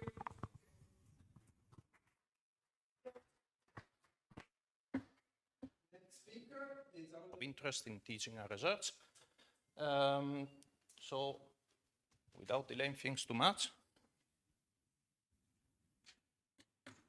let me just start by explaining what we mean by formal methods. It's a huge term. It means a lot of things. There are a lot of techniques and approaches that fall under formal methods. Depending to whom you talk to, it's not even limited to computer science. I had heard comments from mathematicians finding traces of formal methods like in the 1600s. But let's try to keep our focus on computer science. The general idea is that we want to use mathematically rigorous techniques in software development in order to achieve higher guarantees, higher confidence about the artifacts we're going to produce in terms of software, hardware, and it's a spectrum of techniques available. There are trade-offs in terms of cost and the level of guarantees we can achieve. So we could go from less rigorous techniques, more lightweight in terms of cost, that could range from precise mathematical notations in documentation to full-blown machine-checked proofs and machine-checked code, like certified software, certified compilers. This spans a lot of different techniques from mathematics, computer science, bringing together elements from logics, automata theory, formal languages, program semantics, type theory. Probably you heard some of these terms during your education. And the idea is that we want to steal a page from other engineering disciplines. I'm using traditional just to say not computer science here, or at least software engineering. And because they have a longer history, a longer tradition, they've been around for centuries. Think of, I don't know, mechanical engineering. And they have mathematical models in order to reason about their designs, to build confidence. So they will do calculations about the design and understand how it's going to behave under certain conditions. They will then use tests in labs in order to ground this into the physical world and try to scale it. And it's going to be an iterative process where you model, compute, interpret through these experiments, you revise your design, rinse and repeat. Examples could be, I don't know, computational fluidodynamics, finite elements, simulations. And of course, in this kind of techniques, there are different trade-offs in terms of accuracy. I don't know if you ever heard the term finite element analysis, but the idea is that you want to simulate a mechanical structure, you discretize it into finite cells. Think about, I don't know, the wireframes you see in 3D graphics. And you have all these polygons, and a lot of equations become linear. They're easier to handle in a machine. But then the trade-offs there is between the amount of these polygons, which would give you, with a higher amount, a more precise model of the physical world, and the cost of running all these computations. So depending on what are your levels of requirements, you need to play with these parameters. And some are not up for choice, are part of certifications. I would like to get something similar for our software models, or at least this would be the idea. And during the summer, I've been working on a chapter for a book, and the title is not very imaginative, but I think it tells what's happening.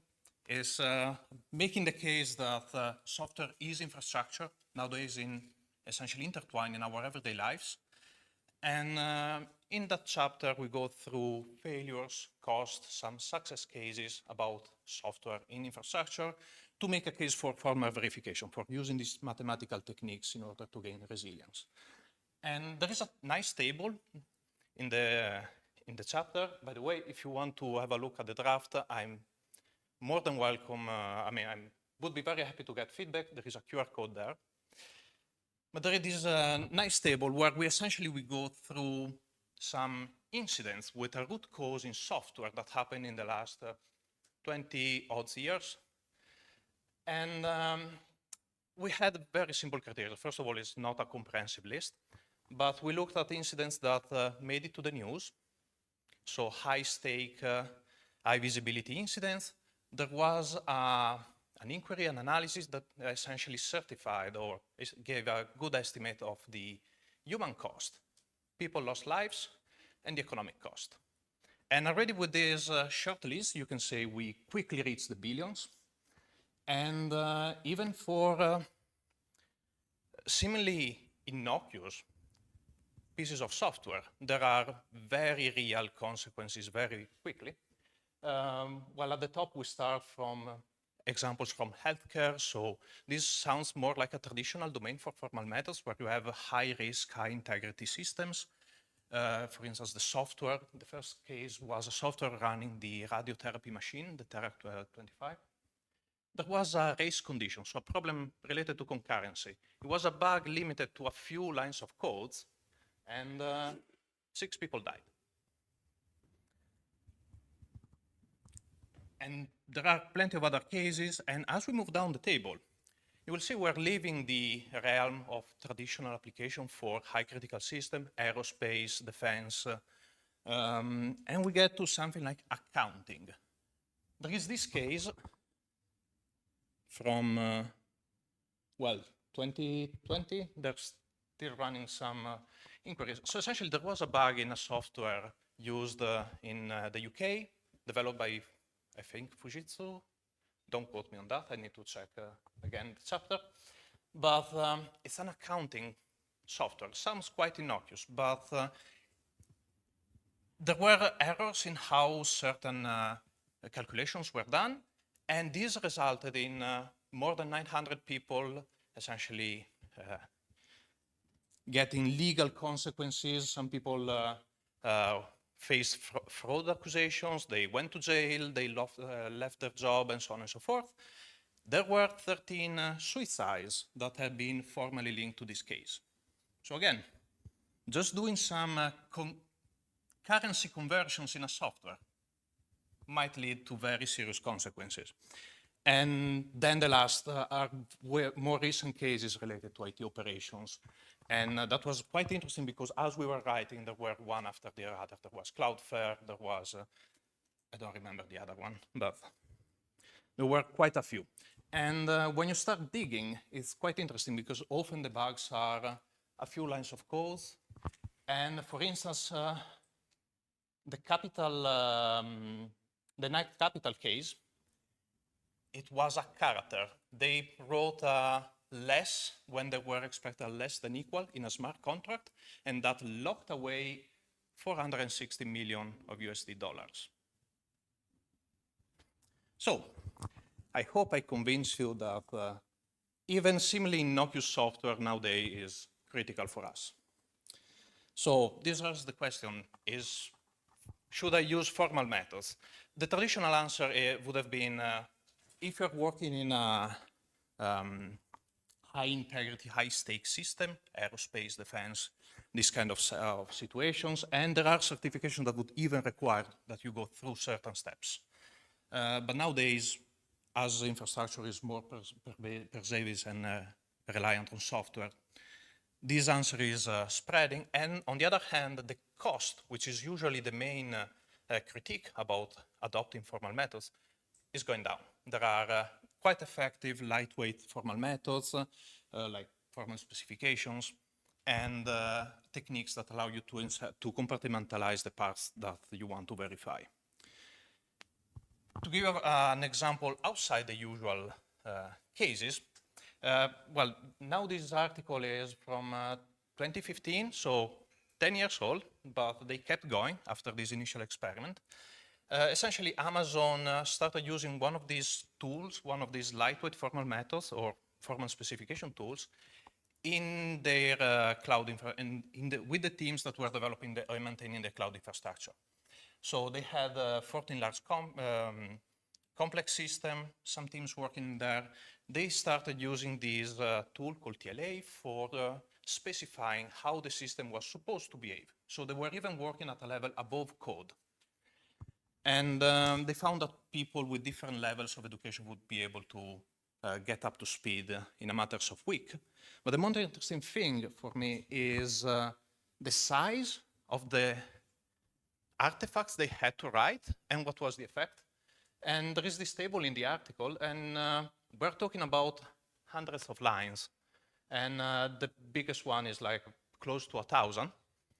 So they're not quite very big compared to the software we're talking about.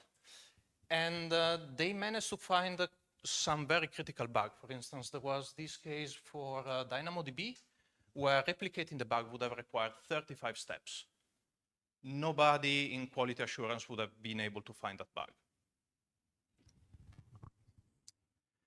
Another interesting example is the kind of mindset you gain from this. So even if you don't find bugs, just the exercise of using this will give clarity. Here I'm citing an example from a real-time operating system. So kind of niche, but what's striking for me is that just going through the steps of formalizing their architecture, they managed to reduce their code base by 10 times. And quoting them, this is not something you do by just refactoring. This is a different level of understanding of your artifact. So both in these examples, they're using TLA, which is a model checker. So let me tell you very quickly what it means. We have this problem. We have our system or our artifact. We would like to know if it enjoys a property. Is it safe? Will it get into a deadlock? Will it build the wrong person and then I will go to jail? And in model checking, we try to model our system. We make this abstraction in terms of a state machine. Think of it as a graph. So it's an abstract computational device where you have states and transitions that describe how the system is going to evolve. And then we formulate the property we're interested in some formal language.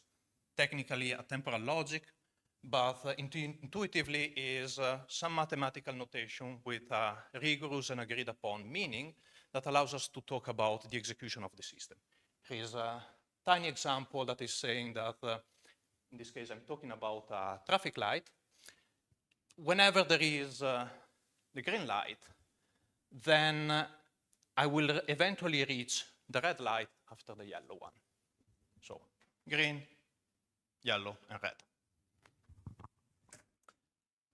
Speaking about the traffic light, and I realized this morning that will probably look a bit strange for non-Danish people or people that have not been in Denmark, because traffic lights in Denmark have a fourth stage where you have red and yellow before green, but it makes the example more interesting for me.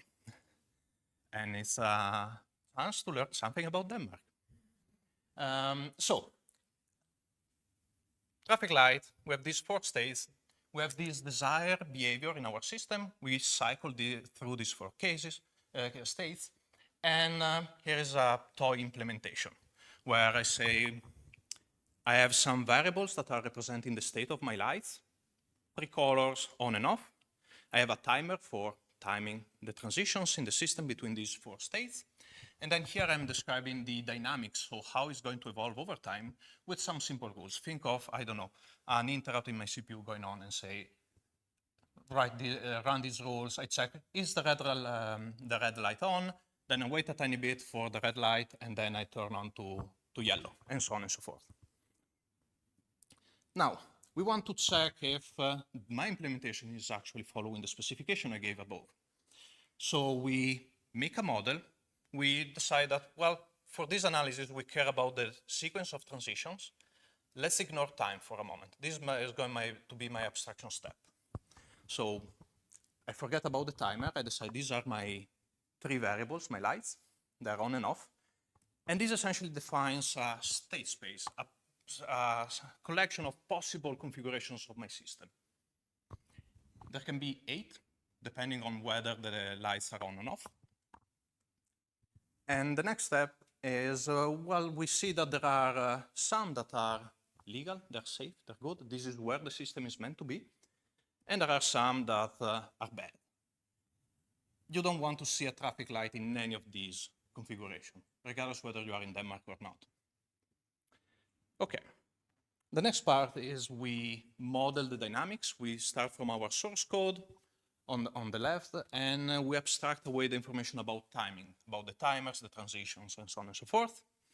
And this defines these arrows, this transition, how the system can move from one state to another. For instance, here we see that the first rule is defining a transition from state A to B, and is defining another transition from the state B to itself, and a transition from state E, which is illegal, to state G. So, well, I hope I will never get there, so I don't really care about it.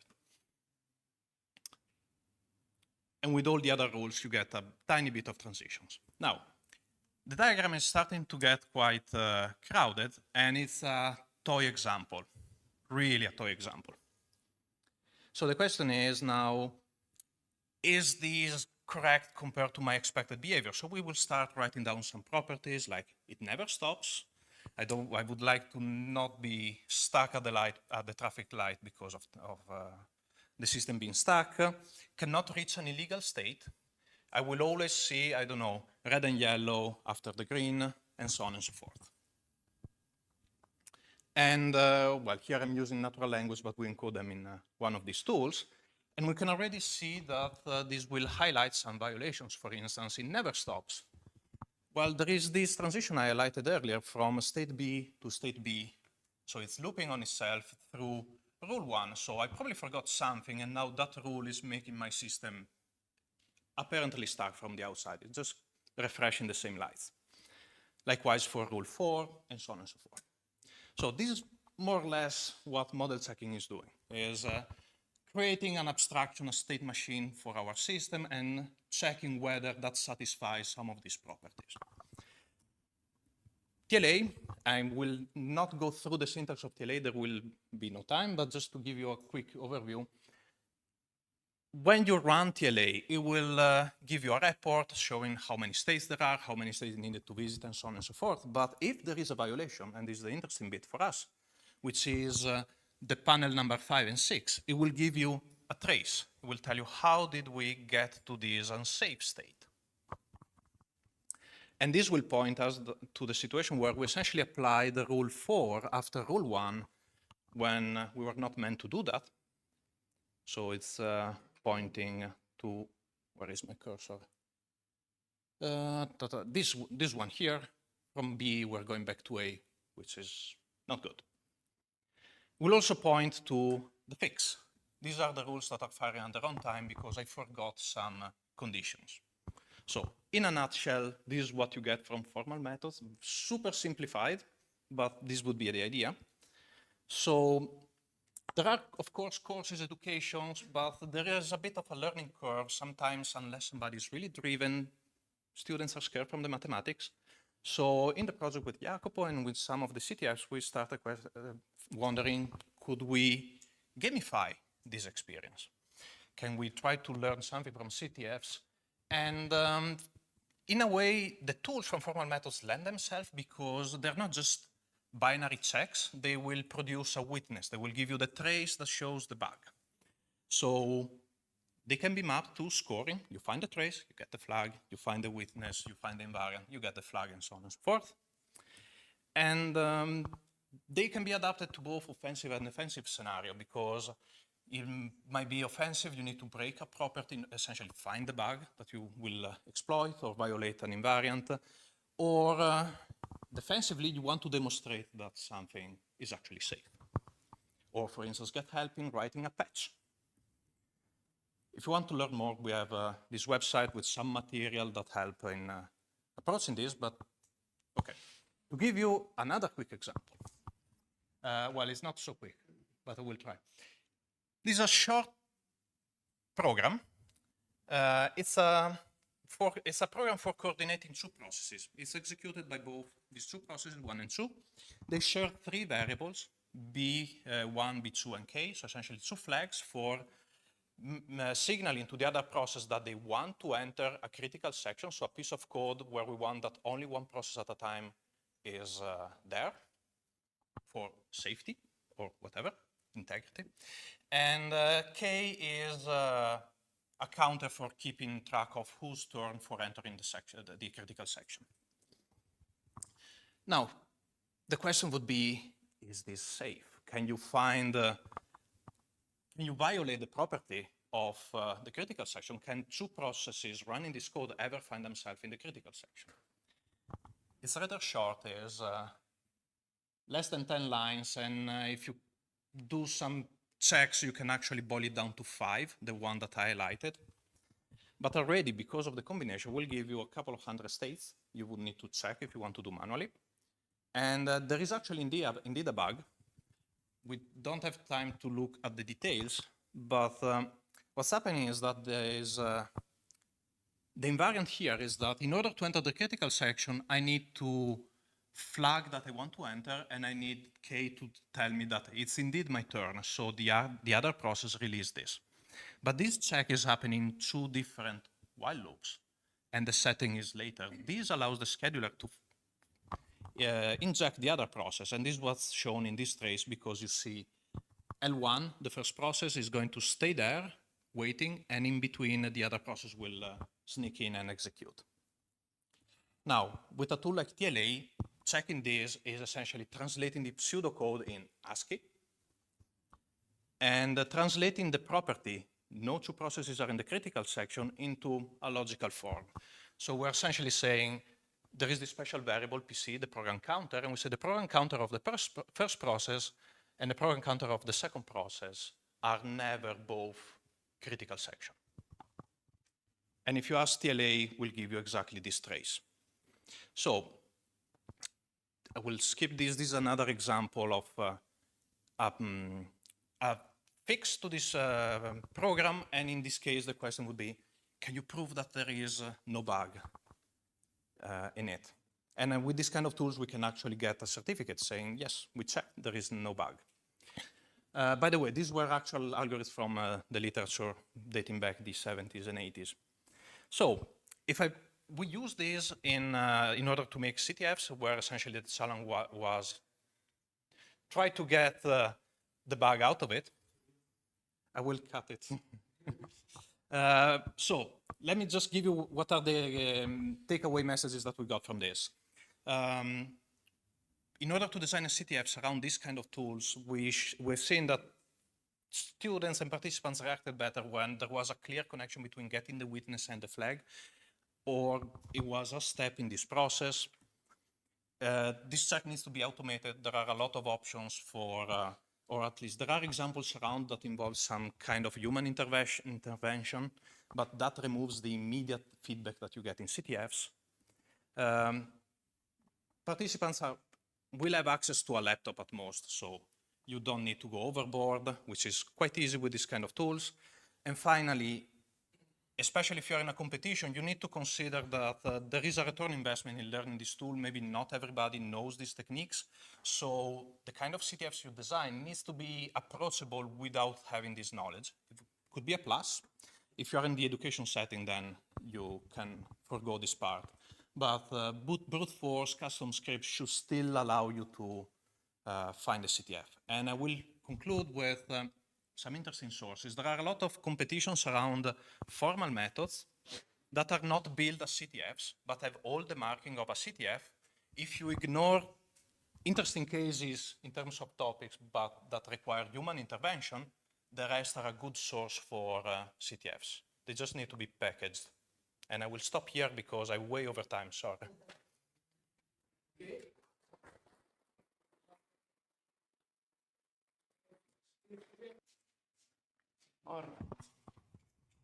Good morning, everyone. Thanks for being here. Today, I'm going to talk about blockchain security, gamification, and CTFs. So, first off, a brief introduction. I'm Renato. You may call me Renny if that's easier for you. I'm a bachelor student in computer engineering here in Bologna. In the meantime, I also work as an auditor and a blockchain security researcher at OtterSec, a Web3 auditing firm. And since last year, I'm also a CTF player with Ulisse and some other teams.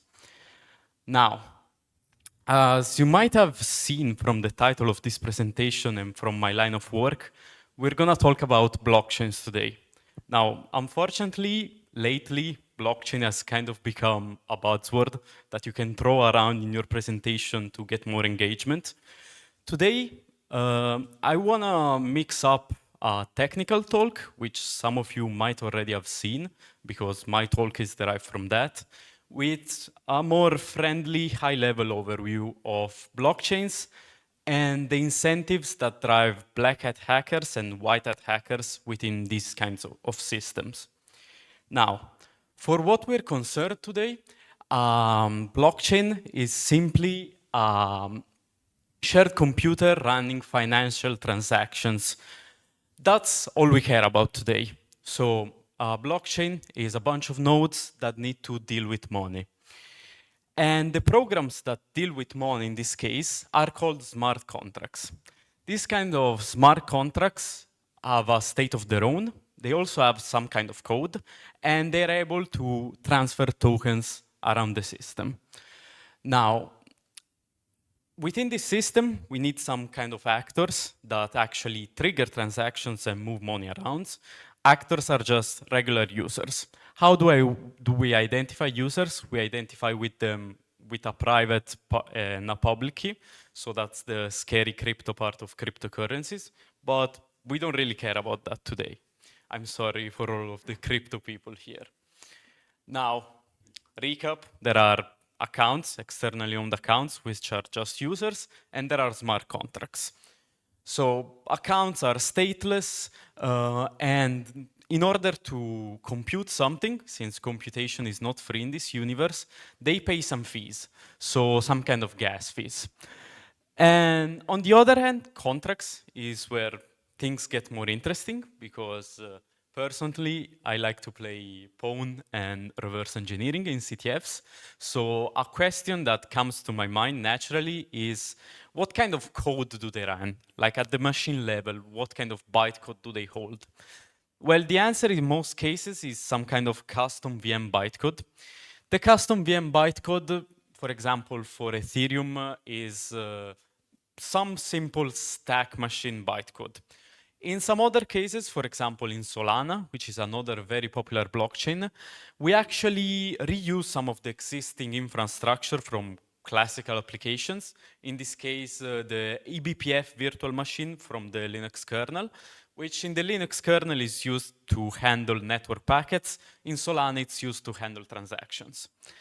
Another great property of smart contracts is that they're immutable, or at least they're kind of hard to mutate and to update. And that's great and all for having a strong protocol that you can verify and that you can be sure of its integrity.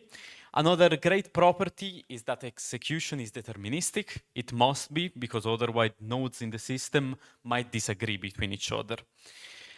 And the chain might split up and then it's a mess. And finally, everything is quite open and public. So a consequence of this is that anyone can go pull up the machine code for a contract and analyze it. Just like anyone can pull up the core blockchain, so the node implementation, and analyze it. This creates a great culture of security research, in my opinion, because everyone is able to inspect the code base, and the code bases are huge and there's a lot to be inspected. And not only that, there is a great incentive to do security in the Web3 ecosystem, and I'm gonna show you why. The answer is that, as a saying goes, in Web3, code is law, but if code is bugged, that means that bugs rule the code. And if bugs rule the code, and your code handles billions of dollars, then that means that you can profit a lot from it. This is a graph showing the amount of dollars hacked from Web3 protocols in 2025. This is actually outdated because it's from this summer. So the amount of tokens hacked this year might be closer to something like $20 billion. And you start to see that there is a great incentive for black hat hackers to hack protocols. Why? Well, because hacks in Web3 have an immediate financial impact, so there's a great reward to be had for attackers, and monetizing attacks is instant and quite easy. In a way, I'll argue that Web3, from a security perspective, is already implicitly gamified. Why is that? I'd like to go in a bit of a tangent about behavioral psychology. And I'm gonna ask you something.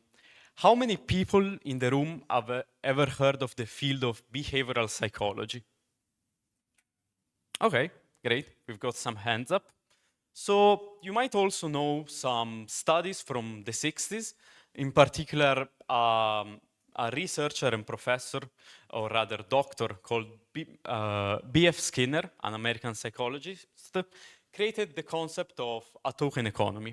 A token economy, in the context of psychology, is just the radical concept that in order to alter the behavior of people, you don't really need punishments, so negative feedbacks, but only rewards. These rewards, which are positive feedbacks, can be, for example, tokens that can be spent within an economy. This is the result of a study that he conducted on mental patients. But since us hackers are pretty weird, I think we can apply the same results to the hacking space. And we can see that, in a sense, we're kind of in a token economy in this game that is Web3 security. Hackers hack contracts and they get tokens, so rewards in exchange. And that's a problem because in this case, the incentives are pretty broken and there is an incentive to commit crime. So how can we fix that? Well, we can pitch an idea from classical security, which is bug bounties. For those of you that don't know, bug bounties are basically programs where you can find bugs in a protocol in some kind of code base, and you get paid out by the bug if you can prove its impact. And based on the gravity of the bug, you might get paid more or less.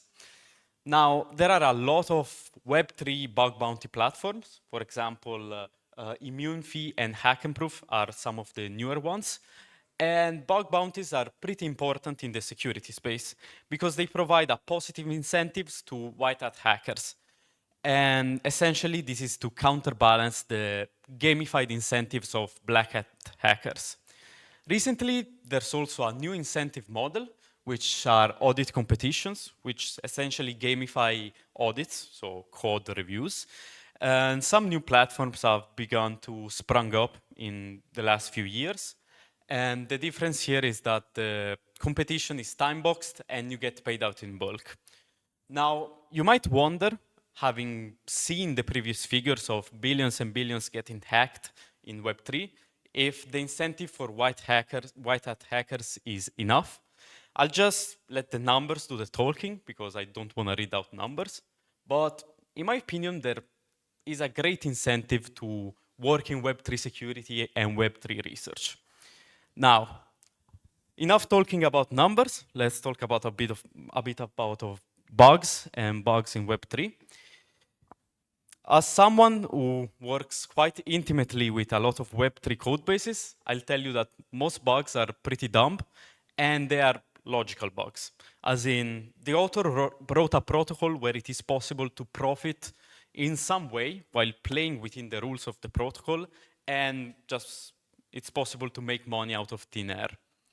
Now, I'll bring forward a recent example. This summer, Cetus, which is a pretty popular protocol on the Move blockchain, was hacked for more than $200 million, which is a lot. And this is the patch that fixed the bug that led to the exploit. It's very simple. You can read it and review it yourself. I'll give a bit of context. This is a library used for accounting within the protocol. It's actually an external library, so quite deep within the code base. And this function was meant to just compute a leftward shift that is also checked. So if we have an overflow, we just return 0 and turn on an error flag, so a Boolean. So the point here was to never overflow and never give misleading results to the callee. Well, as a lot of people in this room, I hope, might agree, you might see that since we're dealing with 256-bit math here, unsigned math, you might agree with me that 256 is equal to 192 plus 64. That's pretty straightforward. And you might see that the original code is absolutely wrong.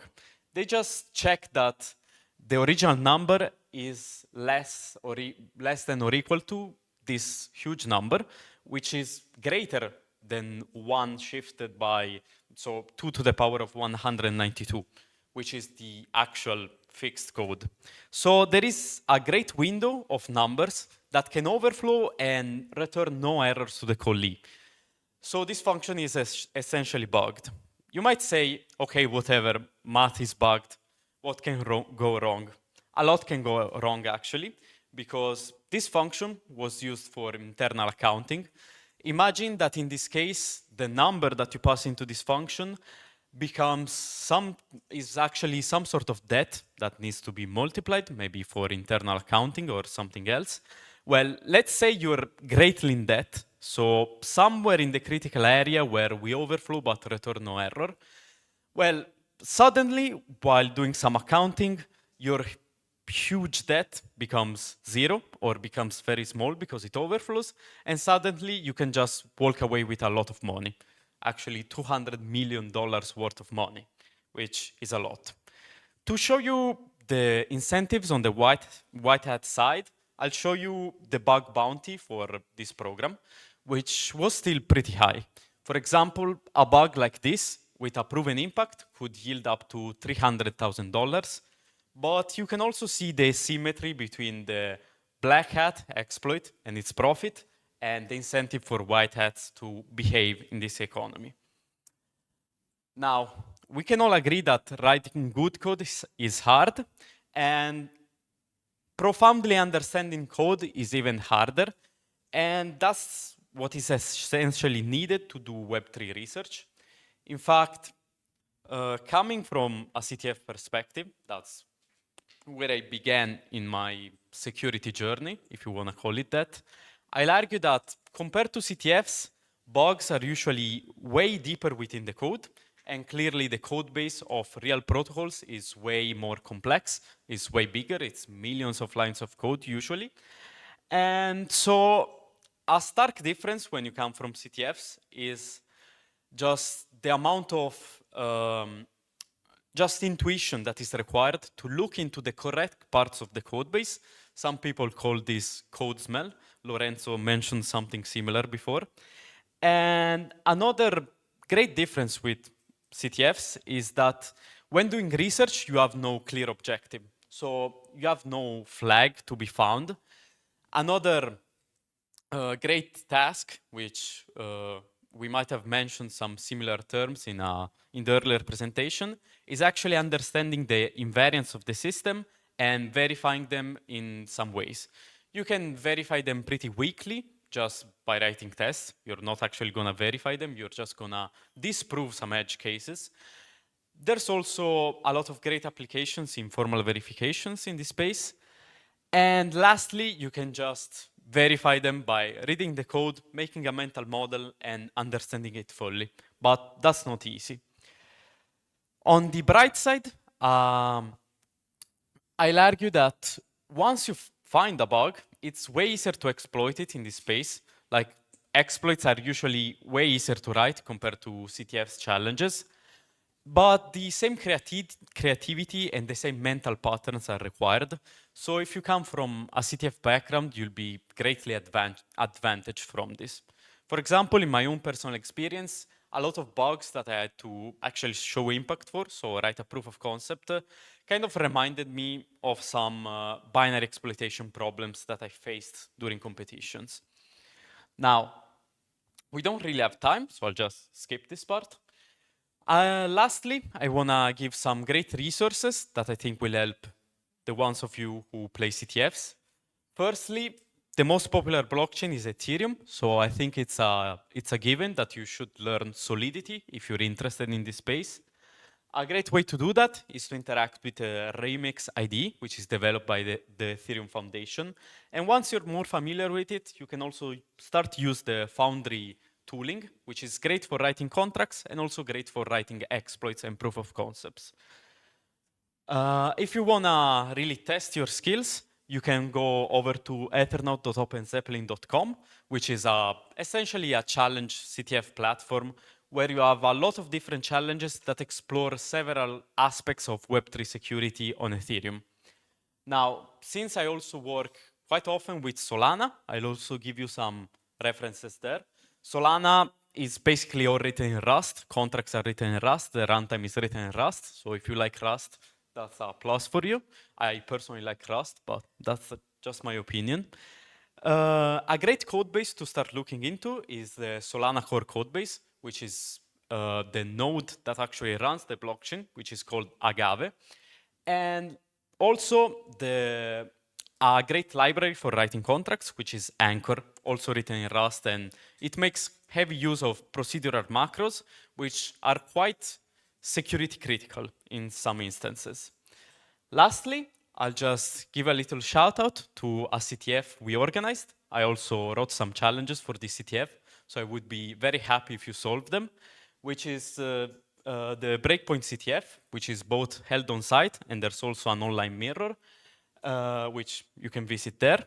It's mostly Solana challenges, but if you're a traditional CTF player, you will find some pretty familiar binary exploitation challenges. They're basically the same reverse engineering and pawn challenges, just on the Solana virtual machine. So I invite you to go over to that. Lastly, if you wanna start doing bug bounties and maybe get a bit of a payout yourself, you can head over to ImmuneFi, which is probably the greatest bug bounty platform.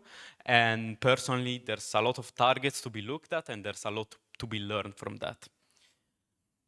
That's about it. Thank you for your attention. And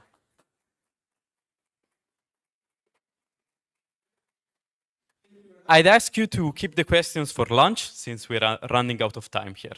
Thank you all.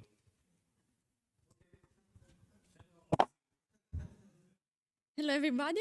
So today I want to present the importance of attacking AI in CTF competitions. So first of all, we always hear about AI.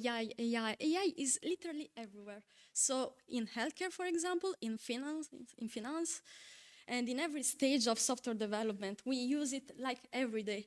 So, but I think like every piece of code is vulnerable, but AI also is a piece of code, so it's vulnerable as well. And for this reason is a good propagation method for cyber attacks. So why should we consider them in CTF competitions? Because of that, of course. And this year happened something really interesting. For example, Anthropic was attacked, or not exactly attacked, but there were these threat actors from China who conducted a cyber espionage campaign, and they used AI agents for the greatest good, for their greatest good. So to scan some servers, to write scripts and exploit vulnerabilities all around the world, and to do their, cyber espionage all around the world. So, and more than 30 global organizations were literally attacked for this. Another interesting episode is the Morris worm. And I don't know if you have heard about worms, crypto worms in ransomwares, but the mechanism is quite similar. So you have this malware that was designed to attack email assistants, AI assistants, of course, and this worm spreads by forcing, of course, the email assistant to forward the prompt to other contacts that are using the same email AI assistant, and spreading all the attack. So I think it's important to consider that finally we can have some AI CTFs in real life. For example, DEF CON AI Village is the most important CTF competition regarding AI, but it's not the only one. Also, there are some AI conferences that are conducting both AI research presentations and also competitions. And another interesting part is finally there are also AI bug bounty programs as well. So you can join and to have fun in real life right now. So I wanted to show you the most important attacks that we can find also in AI CTF competitions. And after that, I want to present my challenge that I wrote personally for the IaC CTF competition. So first of all, we have poisoning attacks in AI models. So in poisoning attacks, typically the attacker manipulates training data and or the model updates to inject backdoors or to ruin the performance of the model, or to inject backdoors. So if a specific input, for example, is fed the model just behave in a suspicious way based on that input. And this attack is conducted during training time, so when the model is trained. Another attack is the evasion attack that we will see later better. And this attack occurs after the model is trained. So the attacker just add this imperceptible noise to an image to trick the model, and the goal is to misclassify, of course, the image. And another constraint is the image should look legit. So in order to achieve this, we use adversarial example and gradient attacks. Another one of the most famous maybe attacks are prompt attacks. So during prompt attacks, we are targeting only LLMs. Until now, we have seen attacks that we can conduct generally for all models, but this specific one is for only LLMs. So the attackers typically craft inputs and overriding the system prompt and causing the AI to behave unexpectedly.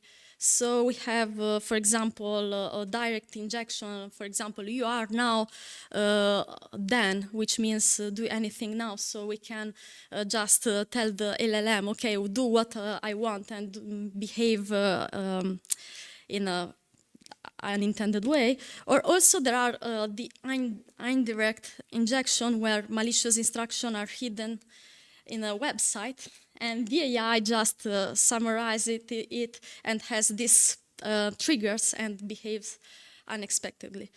Another important attack is model extraction, which is like stealing a model from for example, from a website or from a company. And in order to achieve this, we abuse of APIs, and we are trying to understand how the model behaves. And judging by that, we can extract some important information, even at some point to reconstruct the model itself. And last but not least, the inference attacks that consist in determining if, for example, some specific data was trained, the model was trained. So typically, if the model had that specific data in their training set. And now let's look about my challenge. I want to show you my challenge, which is an evasion attack, but it's a gradient-based evasion attack. So I invented this challenge for the Ulysses CTF. This was my first challenge I ever written, so I'm happy. But yeah, at the same time, what should we do with this challenge? We have this web server that accepts typically images of dogs and cats and images of all stuff. And there's behind the classifier that every single image just classify, okay, this is a dog, this is a cat. It cannot be a dog, neither a cat, but either way, it just tells you, okay, it's a dog or it's a cat, and that's it. But as I suggested in this, in this slide, the dog, the cat, or the flag. So actually, a participant should understand there's another class, the flag class, which contains our flag, our precious flag. So we have to trigger this class. Typically, the expected behavior is, as I described before, we have an image of a dog, the classifier classifies dog, and the cat is classified cat, and if you put an elephant, it will be classified as dog or cat, but not flag, trust me. Just because I've trained the classifier to only classify dogs and cats properly, because flag, actually, the second class was trained on pure noise, so it's nearly impossible to obtain the class, since the model is strongly biased towards, of course, cat or dog. So the goal is to obtain this flag class, and in order to achieve this, we have to insert noise into an image to put the classifier without being perceived by the classifier and even by our eyes. So the problem is the random noise isn't enough, because, okay, you can put some adversarial noise, some pixels, and to see if the model is behaving differently, but no, of course he will classify as dog or cats, and that's it. So we have to think smarter and to use gradient-based attacks to craft this perturbation. And now I will become boring. I will talk about math, magic math. So the most important part is understanding what a loss function is. So loss function in a model, when we train a model, we have to consider this loss function, because this is an important metric to tell you if the model is trained properly and if it's learning something, because the loss function itself gives you some information about errors. So if the loss is high, the errors, the model is doing the task wrong. So the predicted label, for example, for a classifier is most of the times wrong if the loss is high. And otherwise, in the opposite case, of course, if the loss is low, the model is learning correctly, and yeah, the error rate is low. So the predicted label and the actual label are the same. Okay, so what we should do? We have to minimize the loss function, and for the target class, because we have three classes, as I told you before. We have dog, cats, and flag, and we want the flag class, okay? And we have to penalize, so to maximize loss for the true class, which in this case is dog or cat. And about that, gradients, the gradient is a good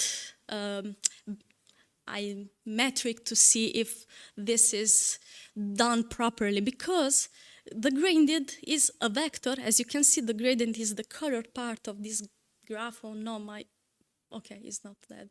I don't know if you see it, but okay, no, it's not working. Okay, I'm sorry. But okay, the gradient is behaving in this way, so it has a direction, and we have to consider the loss function based on this gradient. Why? Because the gradient is pointing in the direction of the steepest increase of the loss function. So we want to go in the opposite direction, because if we follow the gradient, we actually are maximizing the loss.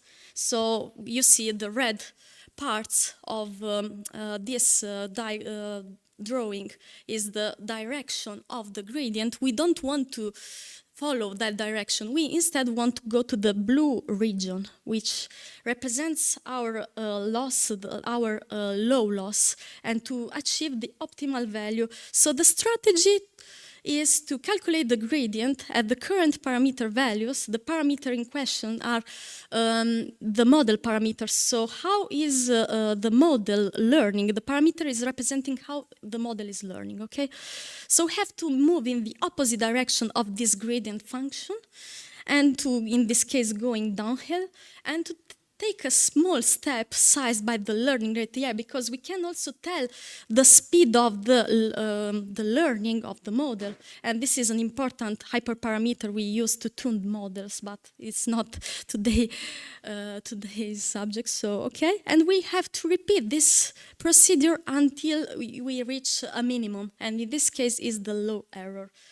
So this is the math behind all this stuff I explained, but the most important part is the first row of this equation. So in order to achieve, craft an adversarial input, because xAd is the adversarial input, we have to take the correct input, in this case the image of the dog, and to add, to craft a perturbation, which is represented in this case by delta, yeah, and to achieve the target class, okay? So we are, in this case, trying to minimize the loss. And you can see this by the negative sign here, because with this minus, we are telling minimize the loss of the target function, which is, in this case, the flag class, the loss of the flag class, okay? And as you can see, this is the write-up. Yeah, it's kind of boring, I know. And this is the code, but the most important thing showing the code is translating all the math we have seen before and to trying to figure out what I'm doing. Okay, so now we are trying to extract the score for the flag class. In this case is the index 2, because we have class 0, which is dog class, the class 1, which is the cat, and the class 2, which is the flag. And we want to sum the scores we obtained for the dog and cat classification and to define the loss. And we have to make the flag score high and to score the other classes low, and compute the gradients as we have seen before, and to minimize the loss of the target function, which is the class, which is the flag class, sorry, and to craft this perturbation and to limit it in a very little range, because yeah, we cannot change disruptly the image because it's kind of easy to detect, okay? So we want to apply this limited perturbation to the original image, and finally to be sure that the values are in the 0-1 range of the classic image. So the attack in a nutshell is literally this representation. When we have, we have this dog, we are adding this perturbation we have calculated before, as I've explained, and we obtain the same image. We are seeing the dog, but in fact, this image will trigger the flag class. So I talked about the attacks, but what about defenses? Because actually, it's an interesting research topic at the moment, because there is no definitive solution to these evasion attacks. typically, some of these evasion attacks, we can just prevent them by adversarial training. So we generate adversarial example during training and force the model to classify them correctly. But the problem is the attacker is not dumb and is continuing to modifying the attack. And trust me, it becomes more and more harder and harder to defend against these attacks that are evolving over time. And also there are other strategies, for example, JPEG compression. We just compress the image and take the most important feature of it. And or we delete some pixels in some cases, it depends. But sometimes these strategies significantly compromise the performance of the legit models, so it's hard to compensate attack and defense. We don't have yet a definitive solution, so there is no proven method that completely eliminate the adversarial vulnerabilities. And there are some papers talking about that right now. So so finally, I want to share you some insights. I think that AI is everywhere. As we have seen, it's literally everywhere. We are trusting AI with our heart, and we are taking some critical decision without even understanding how to break them. And it's a terrible aspect, because this in the future maybe will be double-shaped sword. It's a problem, okay? So every CTF challenge is a really vulnerability, and AI is not exempt, like every piece of code. So the best defense, typically in research, but in real life and so on, is training another deep learning models that detect these attacks. And I thought about something really interesting. For example, in the future, maybe there are some competition using AI agents that are solving CTF competitions with normal challenge. But what about some CTFs like attack defenses, but with AI agents, and that's it? So we train AI agents to literally fight each other and sabotage using these tricks I explained to you before. So thank you for your attention.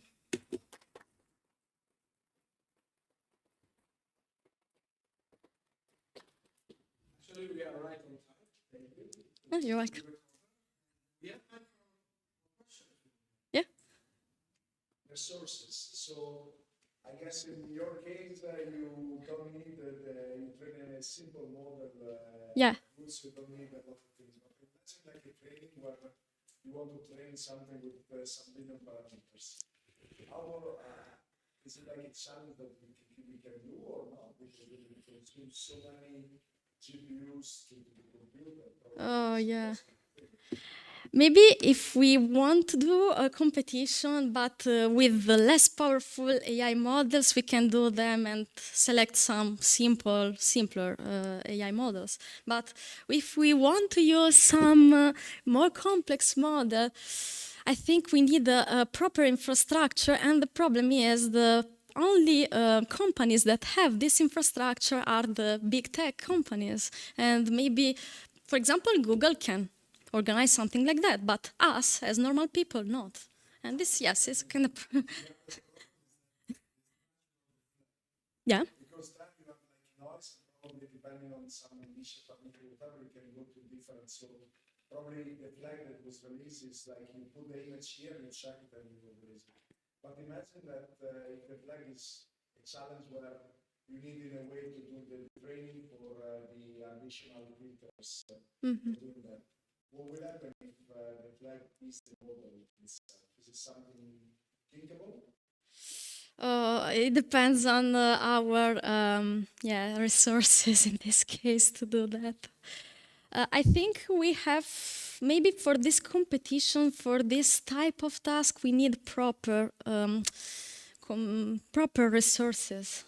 And we don't have this yet, but we can simplify that only for educational purposes. So like CTFs in real life, maybe we can simplify just to learn for fun, and that's it. But the problem is, For example, exploiting AI agents is becoming easier and easier even for normal people. You don't need strong computational efforts. So maybe we should focus also on what type of competition, what type of models we can attack. For example, AI agents are a good example. We don't need computational power for that. But classifiers, some very complex classifiers, yeah, we need power. Thank you for the question. Thank you very much. So you're welcome.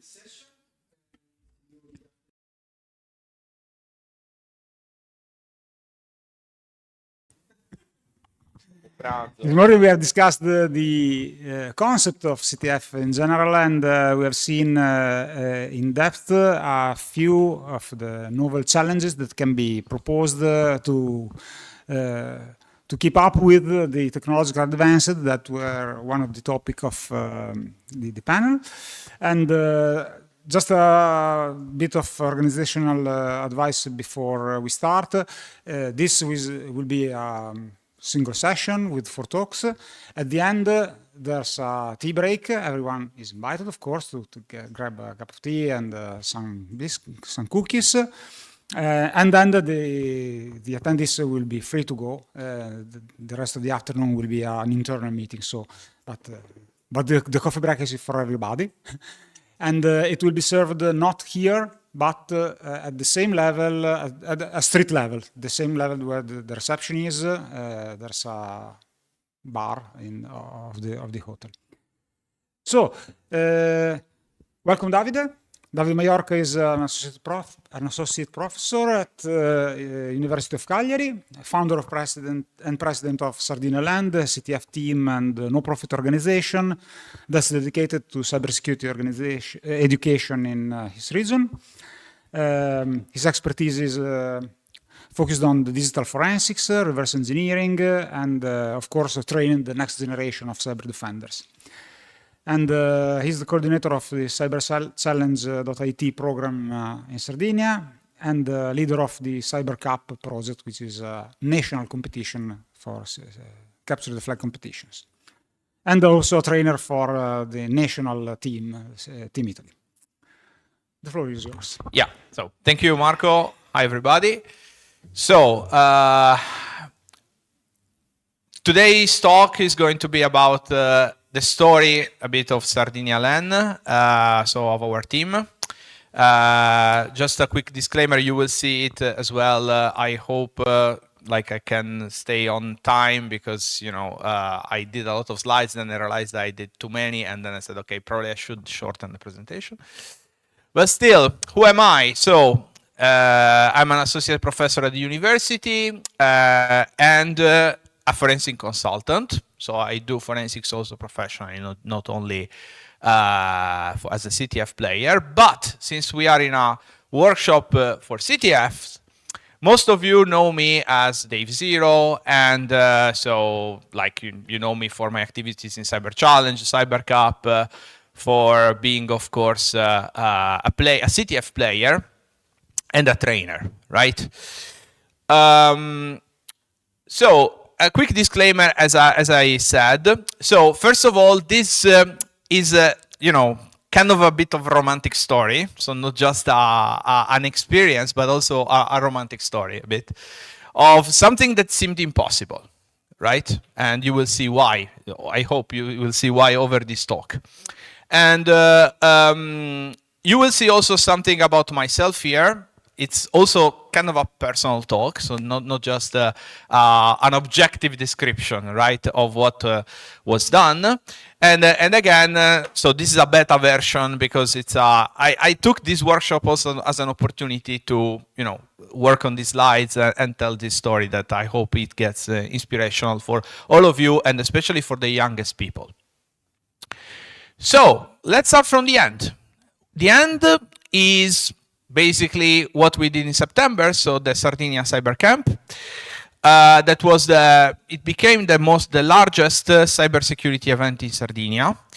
We had more than 130 people attending, 10 international teams, some of them were on the top 10 of CTF time.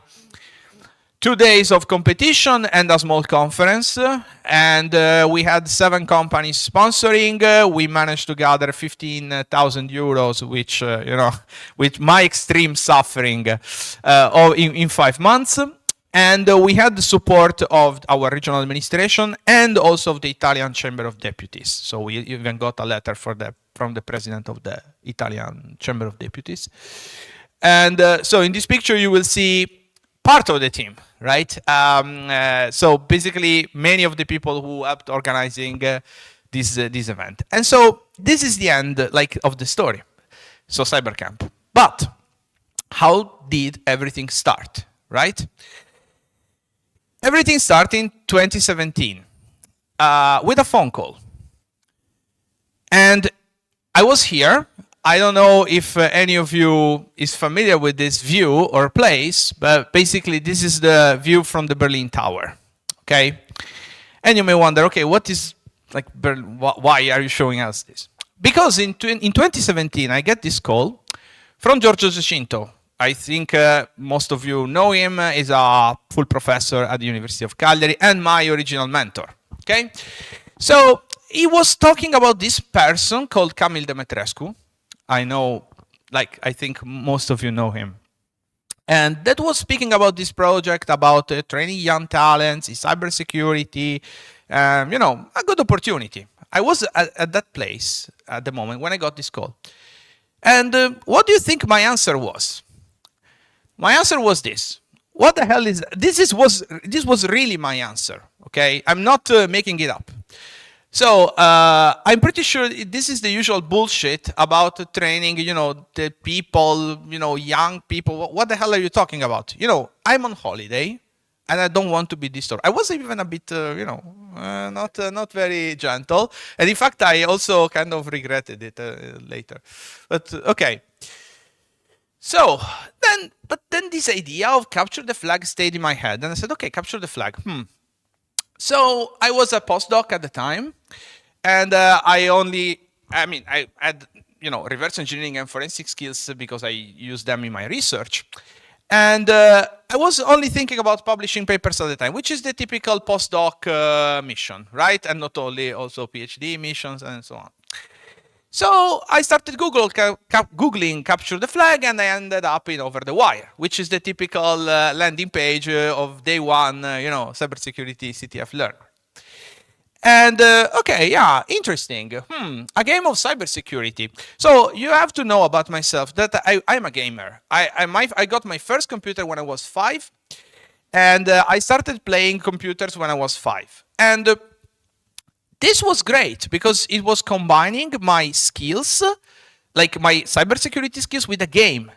So for me, the reaction was this, like, wow, like, are you kidding me? Why I didn't even hear anything like that before. But still, I have to publish papers, man. Okay, so playing is fun, yeah, but I have to publish, guys. I have to eat bread and to, you know, to find a job. So let's go back to work and forget about it. 1 year later, 2018, I got again a call by Giorgio Giacinto, who doesn't change like over the years. So this is why I always use the same.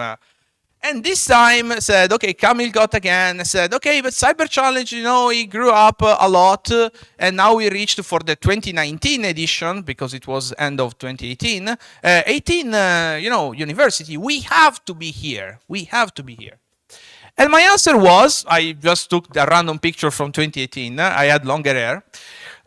Listen, maybe we can try, because I said, okay, probably it makes sense, but we have nothing resource-wise. Like, who is going to do that? And the answer was, you are going to do that, like me. Okay. Cyber Challenge, right? So, easy. We just have to build a 72 hours training program, spanning of various categories, reverse, crypto, web, network, blah, blah, blah, with absolutely zero experience in CTFs. Nobody in Cagliari had experience about CTF. Nobody, okay? And with very limited human resources. Like, we didn't have a huge lab. Like, our lab is not what it is now. So, yeah, good luck with that, right? Doing it yourself.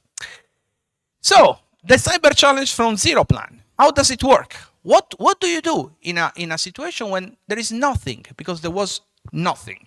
Okay. Okay. So find everybody who can help. This is the first thing that you have to do, right?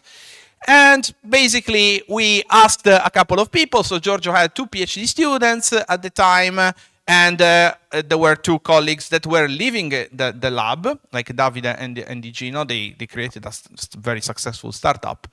But then they were leaving. So I was pretty much the only one plus these people. So, okay, let's gather everybody that can help. Number 2, zero skill in crypto. Okay, so we have to teach crypto, and nobody had the skills to do that. So what to do? The first crazy idea. Let's ask another department, the computer scientists, to help. Which, if you know the academia in Cagliari, and not only in Cagliari, uniting engineers and computer scientists, you have to be a bit crazy to do that, right? And these were the people, and some of them are still with us. I mean, in our association, of course. There's everybody still alive, luckily, who basically who really helped us in doing that. Okay, and I cannot thank them enough, because if it wasn't for them, like, no crypto. Okay. So the art of spam. Because, of course, nobody knew about cyber challenge. We didn't even know about cyber challenge. Nobody knew, right? So what to do about schools? Well, let's take my car, okay, my car, and let's move to every single school in Cagliari to spam the project. Self-funded, of course, okay? So no university missions and so on. So this was, and then I started saying, okay, but I'm presenting really a talent. Like, we are getting talents, you know, gathering talents. And I kind of imagined myself in a kind of a master chef, you know, setup. Now we are selecting talents. Wow, like, there are the judges, you know. And yeah, I was thinking about MasterChef. And the point is that, what was I doing? Because I didn't even know exactly what was I doing, okay? What I was doing. And is it an educational training program, a competition? Like, they asked me to do that. And it was a combination of discovering something that I've never seen before, and something that had a potential, okay? But I didn't even exactly know what I was doing, right? Because I didn't try it, okay? I didn't even play a CTF before. So, yeah, I was spamming something that did not exist yet. 2019, let's start. Admission test. The spam worked because we had 126 people that enrolled. I checked the statistics, so this is the precise number, okay? But the test was a disaster. And this is the grid of scores out of 100 of the people that were admitted to the program. Check the last positions, okay? It was a disaster. And except for the first one, who is the highest score that we ever got in a cyber challenge test in 6 years. Okay, he's one of our best players, by the way. So it was quite ironic. So feel the despair. Like, I was thinking about MasterChef, and I realized that all I saw was just skill issues. Okay, skill issues. And this is a real thing that I exchanged in that day, right? I was a bit desperate at the time, right, with one of the other guys. And I wanted to kill the project. I said, what the fuck are we doing? Like, I want to kill the project. But then I said, okay, no, we have a reputation, right? We have to help people grow up. I realized that it was not, super talent. It was a project to make people grow up. So how do we do that? So 12 weeks, 1 day theory, 1 day lab, the typical cyber challenge structure, more or less. And this was the first decision that really helped us, randomizing the labs. So in each lab, we split the 20 candidates in couples that were always different, okay? And in this way, regardless of the age and skills, we made Cyber Challenges some kind of a social project. Because people started, they were forced to know each other, to cooperate with each other, okay? And by the way, it was everything, like they were all skill issues, so like the skills were not, but still. And this is valid still now. That decision that we made is valid still now. So there was no material, so we had to devise everything. There was no local platform, and Cini was not the Cini you know now. Okay, it was much worse, and there was no Gaspare. Just think about it. There was no Gaspare. So it was not a typical university course. So how do you improve it? How do I teach reverse engineering for something that is not a university course? Okay, something different. And the answer I gave myself at the time was, I have to become a player to do that myself.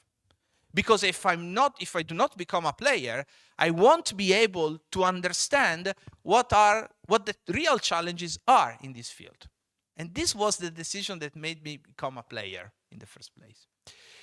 And I spent 3 months, even at night, solving CTFs. Okay, pushing, reverse pawn, reverse pawn, reverse pawn, like this. Also with a certain rhythm.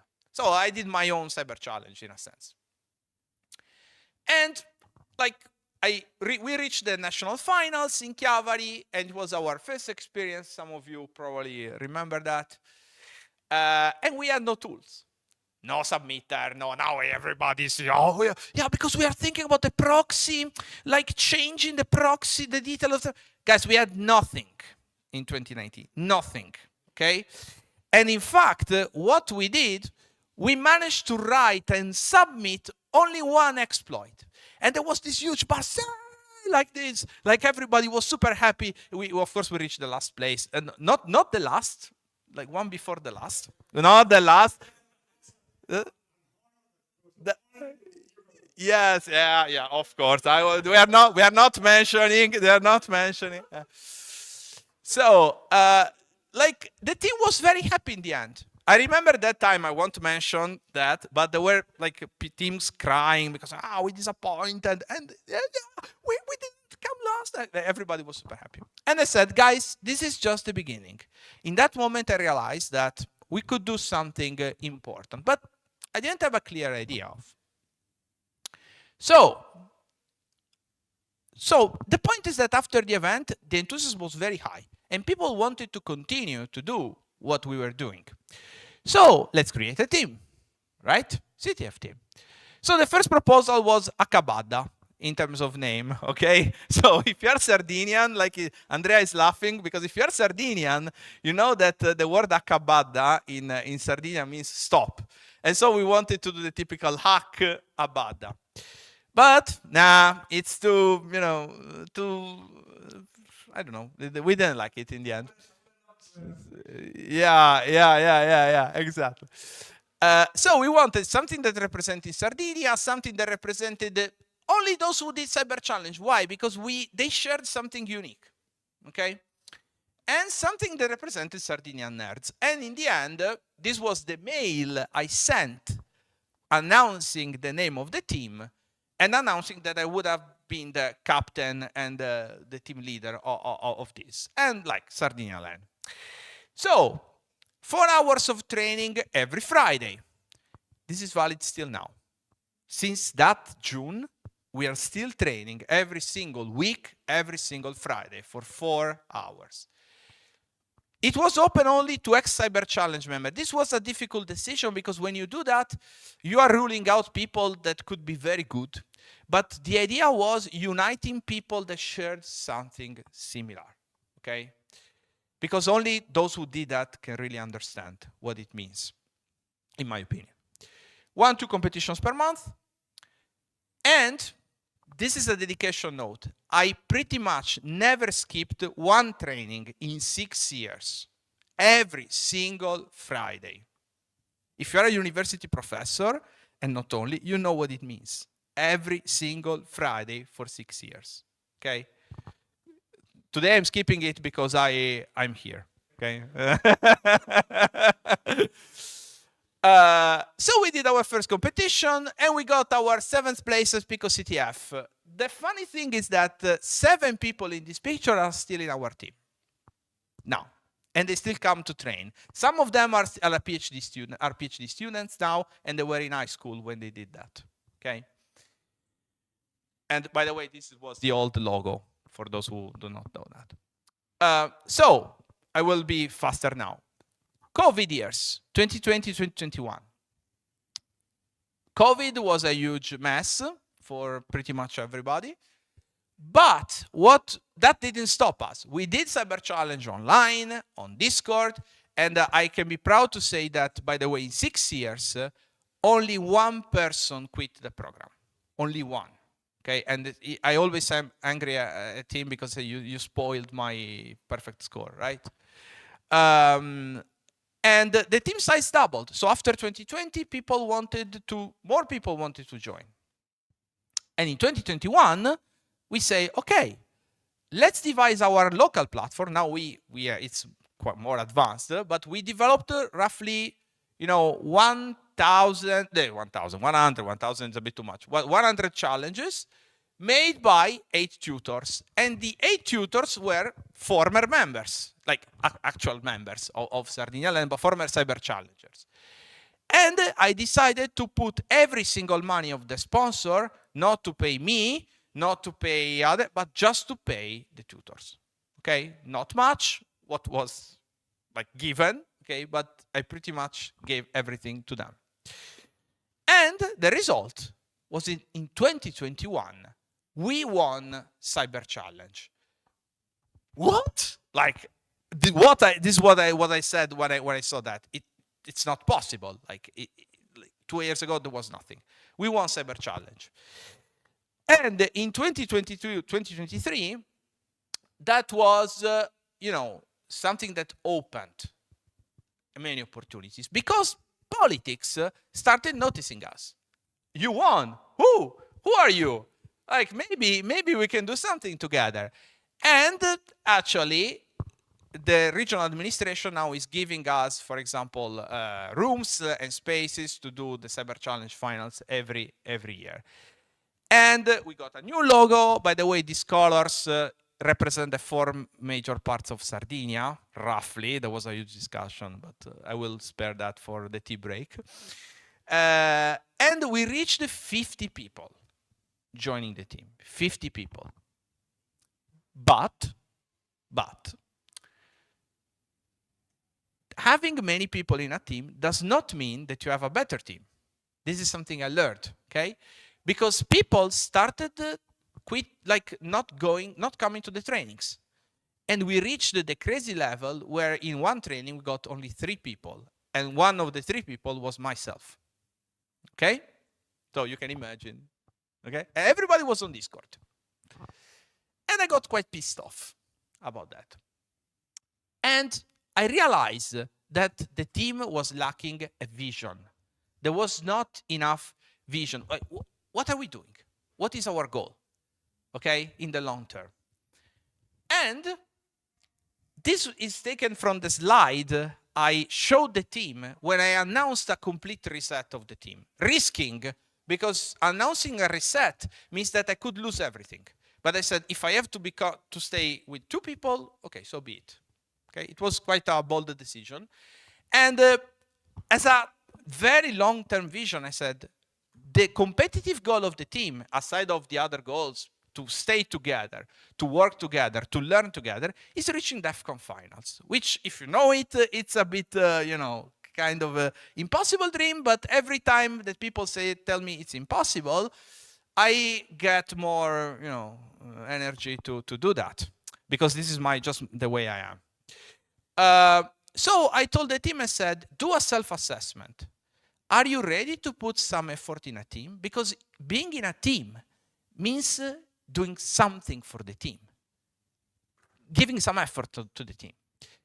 And it requires also some discipline, like a sport. Like you go to play football, yeah, you cannot say, oh, okay, I want to play competition without training. Okay, just like that. And the result was that half of the team quit. Okay, half of the team. We stayed 25 roughly, which is a lot still, but half of the team quit. And that increased our performances a lot because, of course, we narrowed the scope to those. I was a bit too strict at the time, I recognize, and I will tell you now as we reach the end of the talk.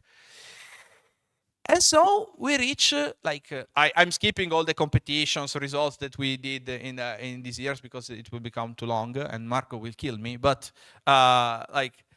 let's reach 3 minutes. Okay, almost done.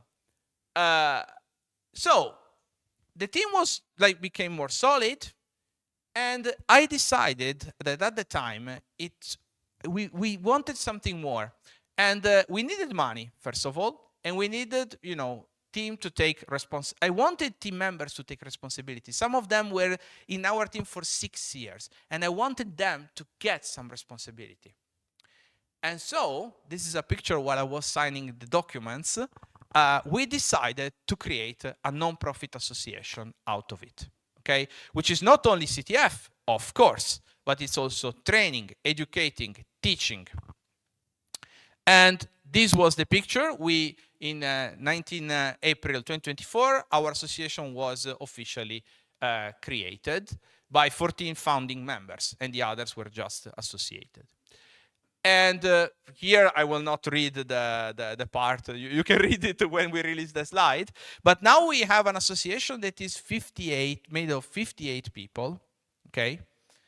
And I decided, as I was telling in the talk, to structure it like a sports association. So not everybody competes. I accepted that because the way to be together is not necessarily a competition. There is one part that is competing and the other part that just enjoys the learning process. And this is something that I also learned over the years together with them. And the rest is capture the flag. Now, these are some pictures taken. One is from Lignano, I think, Bucharest. I think you can notice the flag pattern here, just as a Sardinian. And so here are my takeaways from this. I hope I didn't bore you too much with this story, but I hope I could share something that we did. Like in 6 years, we managed to build something that simply did not exist. Something that, represents an island, because this is the theme of our island, right? And being in an island helps. And I want to tell you, young people there, okay, CTF players, because I know there are super good people there, okay? I solve every crypto, pawning everything, okay. Don't think only just about that. This is my advice. Try to think a bit in the longer term, okay? What is your goal? Try to make value. What is your legacy in the end? I know that for somebody who is 18, 19, say, I just want to have fun, I don't give shit, okay? Try to think about that as an exercise. And what brings real value to the community? And this is the question, the final question I asked. What is the sense of doing all of this? Okay, because many people can give many answers. I don't know if I don't want my answer to be the answer for you. Okay, I just want to share with you my personal answer. And with this, I finish with my answer. For me, the sense of this journey is finding happiness, because I'm happy when I play, okay? Together with other people, not alone or something, but together, and making something that seems impossible real. And this, for me, is the sense of doing all this. Thank you.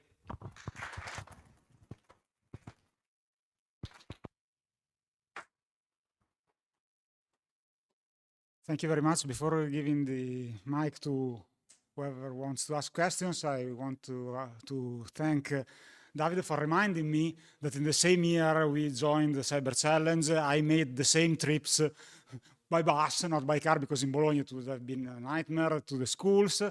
And we were lucky enough to have a core group of people who already were doing challenges, and so we qualified second at national level. That was a mixed blessing, actually, because we lacked that kind of challenge, of motivation, and probably since our players were so good, the team initially fell apart, partly due to COVID too, because they were immediately attracted by nice paying jobs and things like that. Please.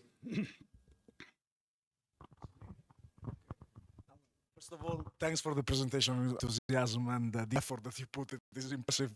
6 years in a row is amazing. But I just wonder, based on at least I see a bit of my experience, I see a lot of enthusiasm at the beginning, but there is a transition phase where basically you finish university and you start working, where a lot of things break down. People are still loving, people are still trying to invest in the community, but they will not have the time. And I think probably now you are reaching probably a phase where your seniors members are in that phase. How do you think that you can cope with that, or if you have a strategy for doing that? Yeah, thank you for the question, because it's actually super interesting and it's one of the problems, right? And you are absolutely right. Now we are Now we are reaching a phase where some of the senior members started working, and this is also why I made this. We made this division between competitive and non-competitive, so everybody can still help. The idea here is that we have to accept the fact that there should be a continuous renewal of the team, right? So luckily we invested. So basically every year we got 6 to 7 new people that were joining, right? So now the very senior are like starting working, but there are some people who are becoming senior themselves slowly, right? And so these people then are becoming the new tutor. So the idea is making something continuous, right? If we stopped the supply, basically we would be finished, right? Because people will start working. But this is the idea, like to make something that is, continuous, and always, just want to state that, to keep it as a safe space, like a place that even if you go away, you can feel that you can always come back. And this, at least in my experience, really helps. Thanks. More questions?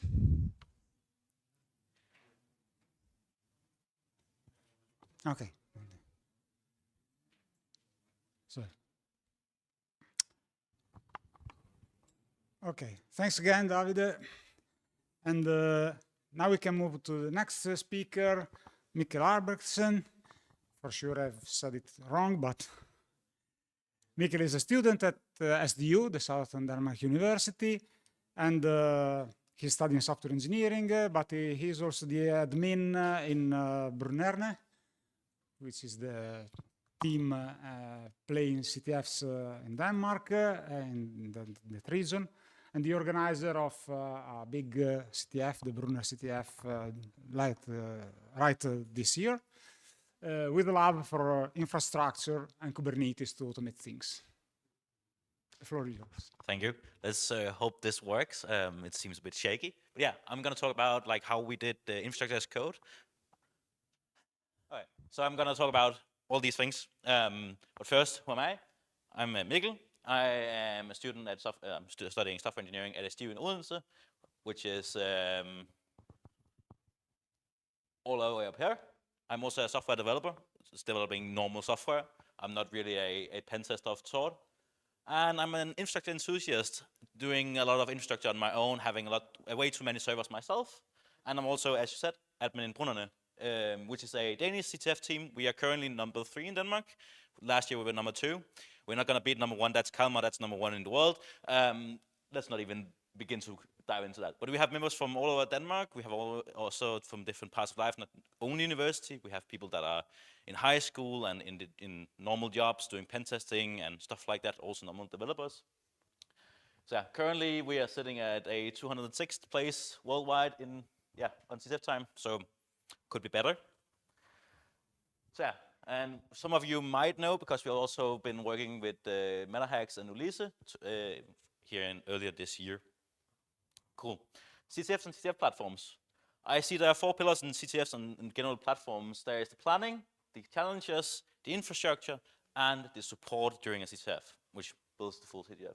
For this talk, I'm just going to talk about the challenges and the infrastructure. So starting off with the challenges, I see there are 3 types, which is going to be important for the info platform. There's going to be the static ones, which is like a handout or what you read, and then you can solve from there. You have the shared, where everyone has a shared remote, everyone logs into the same server, and you have the instance where each team have their own virtual machine or website they connect to. Looking at the infrastructure, there is the scoreboard and there is the challenge remotes, these servers you connect to. There is, for the scoreboards, you usually see CTFD or RCTF, or you might also do other stuff, such as Down Under CTF build their own no CTF. So yeah, for challenge remotes, we're looking at something like Google's KCTF and kubectf, which is all built in Kubernetes. Gonna get back to that one. But I also see a lot of people building their own custom infrastructure to host the challenge remotes, such as just hosting it with Docker Compose or building it from scratch. There's probably also others I'm forgetting here, but these are the ones I know about. I want to say a huge thank you to Down Under CTF. They are a very large CTF from Australia. They have done an amazing job blogging about their journey in infrastructure. They also open sourced both NoCTF and kubectf, which I have taken as inspiration. So if you're looking into infrastructure, they are definitely worth reading their infrastructure blogs. Cool. So I have a vision for the Brunner CTF. It's going to be a Jeopardy CTF. It's going to have all the bells and whistles with both supporting static, shared, and instance remotes. It's going to have no bottlenecks. It's going to be automated as hell. And of course, we're going to survive the first 5 minutes. Those who played it might know how that went. Yeah. So the infrastructure for that. We start off with Kubernetes. For those of you who don't know, that is a way to orchestrate Docker images or Docker containers.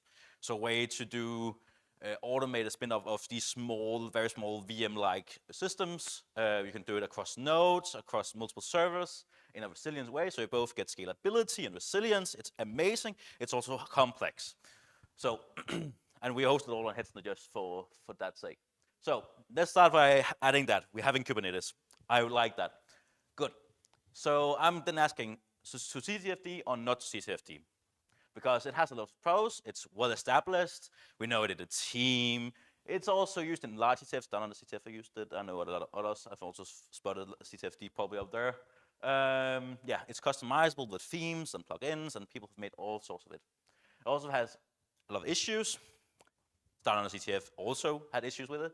It doesn't scale, basically has been an issue with like these very large CTFs. However, it's also very standard, very vanilla, as someone said in our team. And it's some complain it's hard to theme. I don't know about that one. It might just be the developers in me. So we chose CTFD in the end. We could probably have chosen anything, but it actually worked with our instancing system I will come back to. And we are going to do that scale, so we have multiple instances of that in Kubernetes on multiple nodes. Cool. For storage, we used a MariaDB cluster. So it's a cluster, so it's not one node, but multiple nodes running. We have Redis clustering for caching in the CTFD, which is important as well. And we have S3 for distributed file storage. So everything is distributed, everything is resilient. If one goes down, server goes down, we can still continue. So let's add that in. It's the DB cluster in Redis. S3 is hosted in Hetzner for the simplicity of it. Cool. Then we go to the instancing system. We used the Down Under CTF's kubectf. And I'm just going to shortly go through how it works because it's kind of interesting. So we have the setup of CTFD, the kubectf, and Kubernetes. So when you in CTFD orders, you have an image where you can like press start challenge. You order it, and it's basically sends a request to the kubectf API. It then takes the template for that challenge, templates it in, and sends it to Kubernetes. Now it's Kubernetes' job to actually host the system. It takes it, deploys the instance. Now people can access it. And we also had some fallbacks, so we had a nice page where people could see the challenge was starting. Cool, let's add that in. So now CTFD can deploy challenges through kubectf, and we have the challenges actually deployed. Cool. I also wanted to automate CTFD because why manually upload challenges? And also, when we talked about GDPR earlier, why should everyone have access to it? It also error-prone to do it manually. So, and CTFD doesn't really allow you to do a lot of roles-based access. So you have either access to everything or nothing. So let's automate that instead. We build a CTFD manager basically for that. So basically how that works, we build some config maps, a configuration file you can upload to Kubernetes. When we deploy that into Kubernetes, it's the CTFD manager listens for that, takes that, converts it to an API call, an API format that CTFD understands, and ships it to CTFD, now updating CTFD and keeping that up to date. Very nice. Cool, let's add that in, just a small element. Yeah, so it still needs some elements to the work, so I wanted to do even more. So all of the DevOps and GitOps we also heard earlier. I'm just going to show how it actually works. So GitOps is automating continuous deployment. So it's how do we do this continuous deployment? So how do we bring these deployment templates into a system like Kubernetes? We used Argo CD. There's also Flux CD and other systems. It works like this. You have the Git, it reads that, and then deploys to Kubernetes, basically keeping Kubernetes up to date how your Git works. We use GitHub for that. So how that works is that when I do an update, I push it to GitHub. So now I have GitHub wide what I want to deploy. It sends a notification to Argo CD. Argo CD reads that, takes that, says, okay, the cluster should look like that, and then it deploys it to the cluster and keeps that maintained. So that enables us to do updates at GitHub and have them deployed over the cluster, fully automatic, without anyone getting interaction for that. So let's add that in. A bit more complex because this is a very substantial part. So we have Argo CD here that deploys the actual platform, like the scoreboard. It deploys challenges to kubectf. It deploys these config maps to the CTFD manager, and also deploys these shared instances. It's starting to get complex. You also have the challenge repository with all the challenges, and you have the repository to manage the CTFD instance. It's only going to get worse. So this is kind of how it looks behind the scenes, how the deployment works. So you do a update. There happens some automated stuff. Argo CD pulls that update and deploys it to the challenge information and to the actual challenges, and then good to go. Everything happens automatically as soon as you push to GitHub. That was the goal. So there's a lot of moving parts here, still a lot to set up. Argo CD can't do everything. How do you even set up Argo CD with this? So we're using Terraform as the orchestrator to orchestrate at a higher infrastructure level. And you can also use OpenTofu for the open source version, if you want to say it that way. So adding that in, be prepared because it looks a bit worse. We have 4 parts: the cluster setup, the operations with Argo CD, the platform, so the cluster of databases and everything, and the challenge deployment. So everything is controlled through Terraform in the end. Also, we had monitoring, of course. We had Prometheus for the time metrics, Grafana for visualization. That will get into how that looks. We had a remote logging system with Elasticsearch, so if the cluster broke down, we will still be able to go forward. That wasn't that bad. So this is the platform we actually hosted for CTF, for Bologna CTF, and that worked very well. So I'm still missing the challenge part. This is the infrastructure part, but it couldn't work without the challenges being made for the platform. They kind of go hand in hand in some ways. And we actually ended up being 20 challenge developers, so that's quite a bit, and I want not to be that much hands-on. I shouldn't be needing to create each and every template that each challenge author has to do. At least that what was the hope. So yeah. So we did a lot of standardizing. We standardized the challenge schema, and we standardized the challenge repository as well. Going into the schema, we had like a YAML file here. For those who don't like YAML, there's also a JSON version of this. So we standardized how they look. We made it the developers, like challenge developers' responsibility to actually update this with the correct information. We also made it platform agnostic, so it wasn't CTFD specific, so you could use it for anything else you otherwise would. And it contains the challenge metadata like name, author, category, points, type, stuff like that, but it also contains Docker information for automation. We also had the challenge repository. We chose to go with a monorepo, so every challenge was in one repository. It's easier to manage, at least to some extent, unless you have as many challenges as we did. So it also includes a challenge toolkit to bootstrap and do a lot of automation. Yeah, so we had challenge bootstrapping through GitHub Actions. So we could, like, an author could go into GitHub, press in the name of the challenge, the author, the types, its flag, and it will already create everything for you in GitHub on a branch. You could just start working on the challenge there. It actually bootstrapped this challenge, the directory with the handout, like where I put all the files that this user should get. The Kubernetes deployment files that automated that. You had to also put in a solution so you could test it and see if it actually worked. Very handy for supporting. We also had the source code of the challenge in here. We also had the template for the Kubernetes deployments, the challenge file earlier described, and also a specific file for just descriptions. And then README for overall versioning and general information. As I also handled that, we also did a lot of automation in the challenge development pipeline. We automated the Docker images, so from the challenge information, we could automatically build Docker images. We could automatically build the templates and template it in to Kubernetes. We also automatically did the handout so that people didn't have to build their own zip files and upload. So it was just, you could track the normal files and we would automatically do all that. Cool. We also did a integration with Discord, actually quite what we actually ended up using the most, not the GitHub Actions page you looked at earlier. So in Discord, we could just say, yeah, I want to create this issue and I want to create this challenge code, and it just did that for you. So from Discord, you can do everything you needed, and it just worked. You just had everything from there.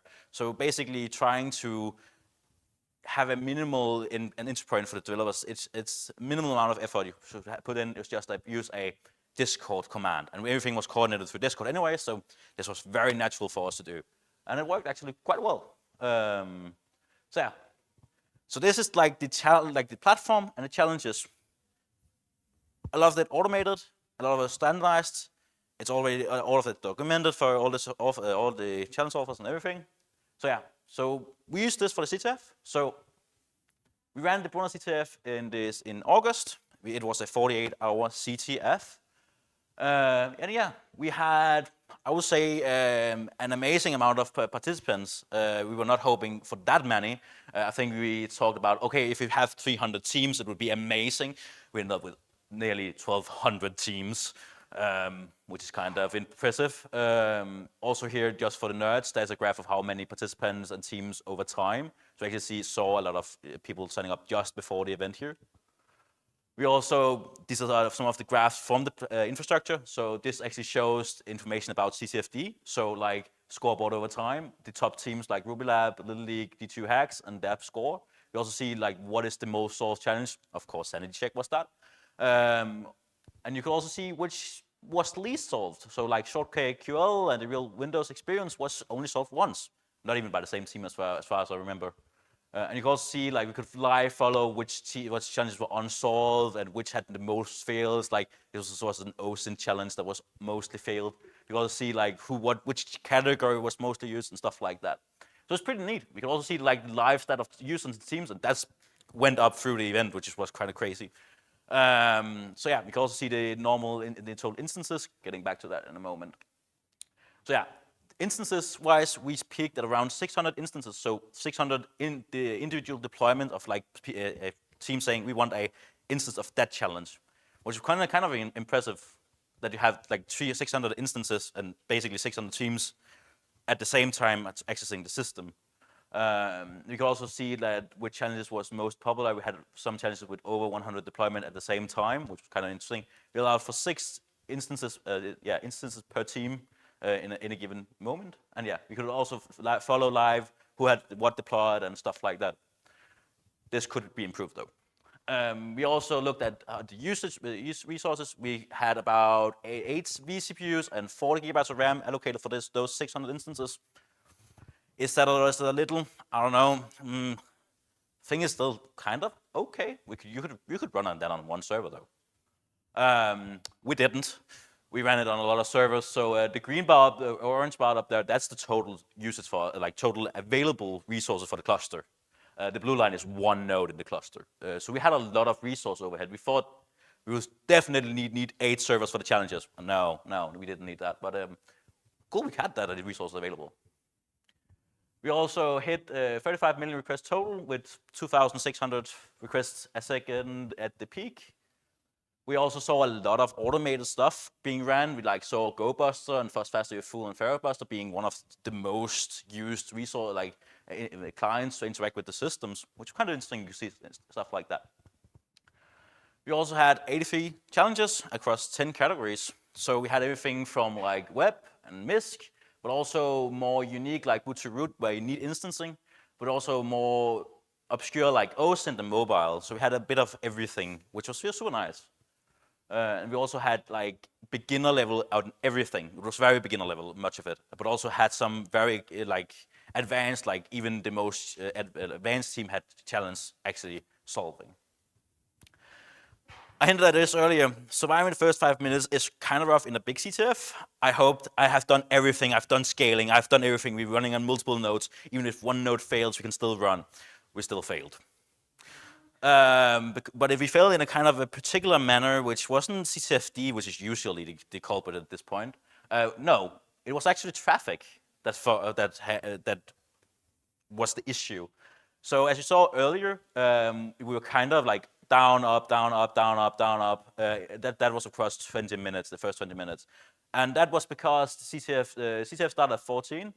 About 20 minutes in, we got the fix ready. But basically what happened is that we had a failure in the configuration of traffic, which caused it not to scale. We had tried to add logging to the system, and we didn't add resource utilization for that.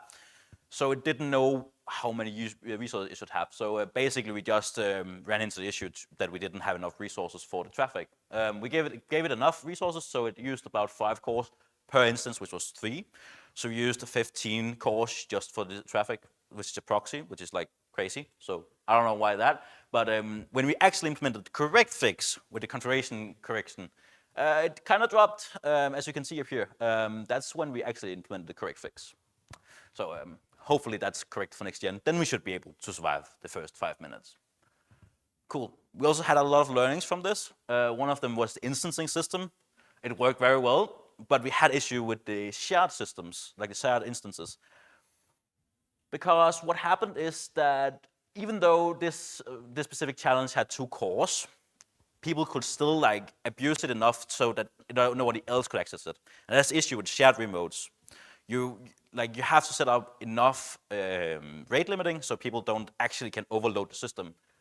And specifically for TCP, we had issue. We cannot even like see who did this. We didn't even have IPs. We had nothing because traffic doesn't log TCP requests, which is these raw requests to the service. And this specific is a TCP request, TCP instance. So we saw with this that the instancing allowed the team's isolation in terms of resources, so that one team didn't have more resources than others, and they couldn't like DDoS the specific challenge out of existence for other teams, which was actually kind of neat. We also saw that we had very good performance with this with the challenge system, with the instancing system. We had lots of headroom, as you saw, the scaling and no issues there. You will see the price in just a moment for that.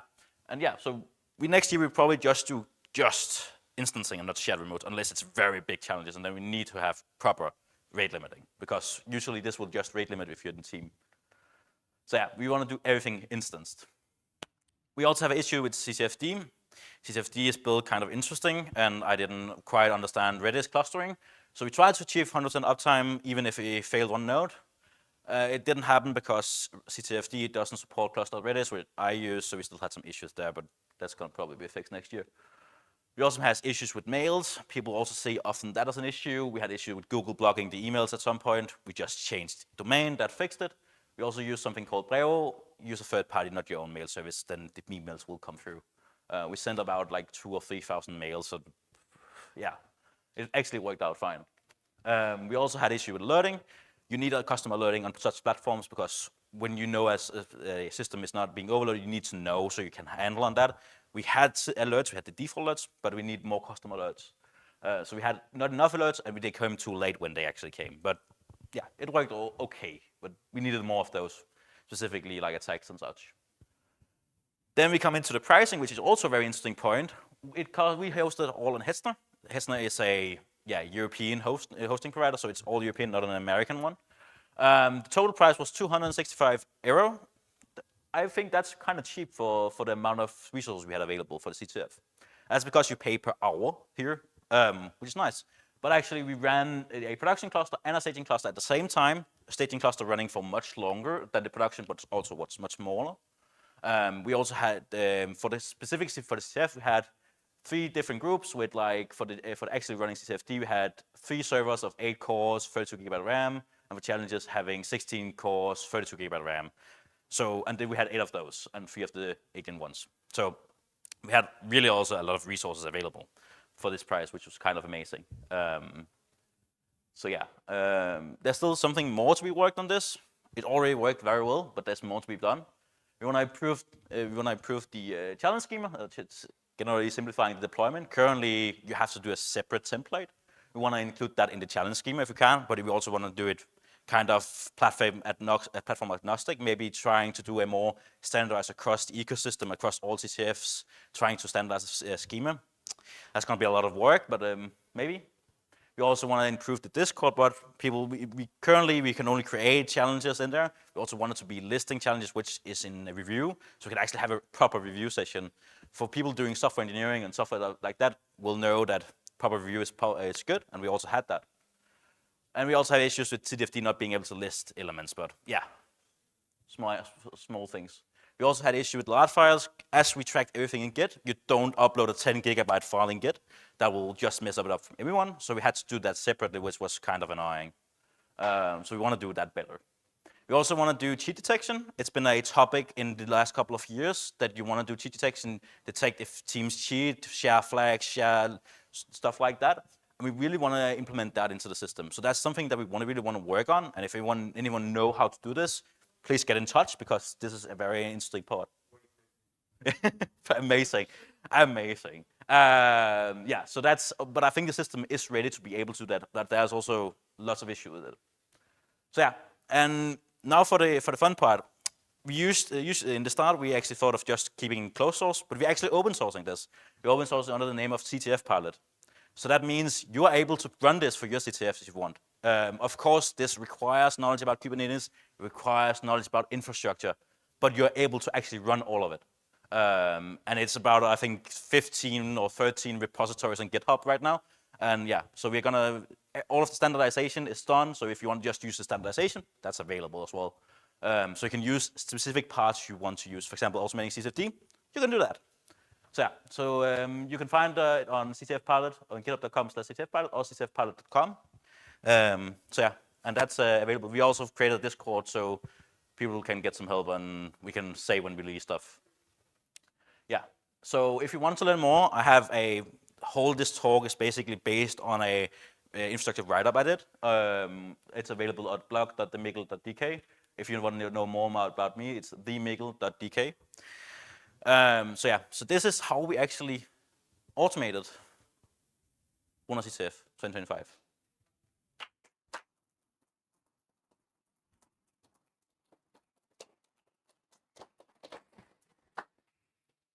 Thank you very much, Mikkel. Questions? Yeah.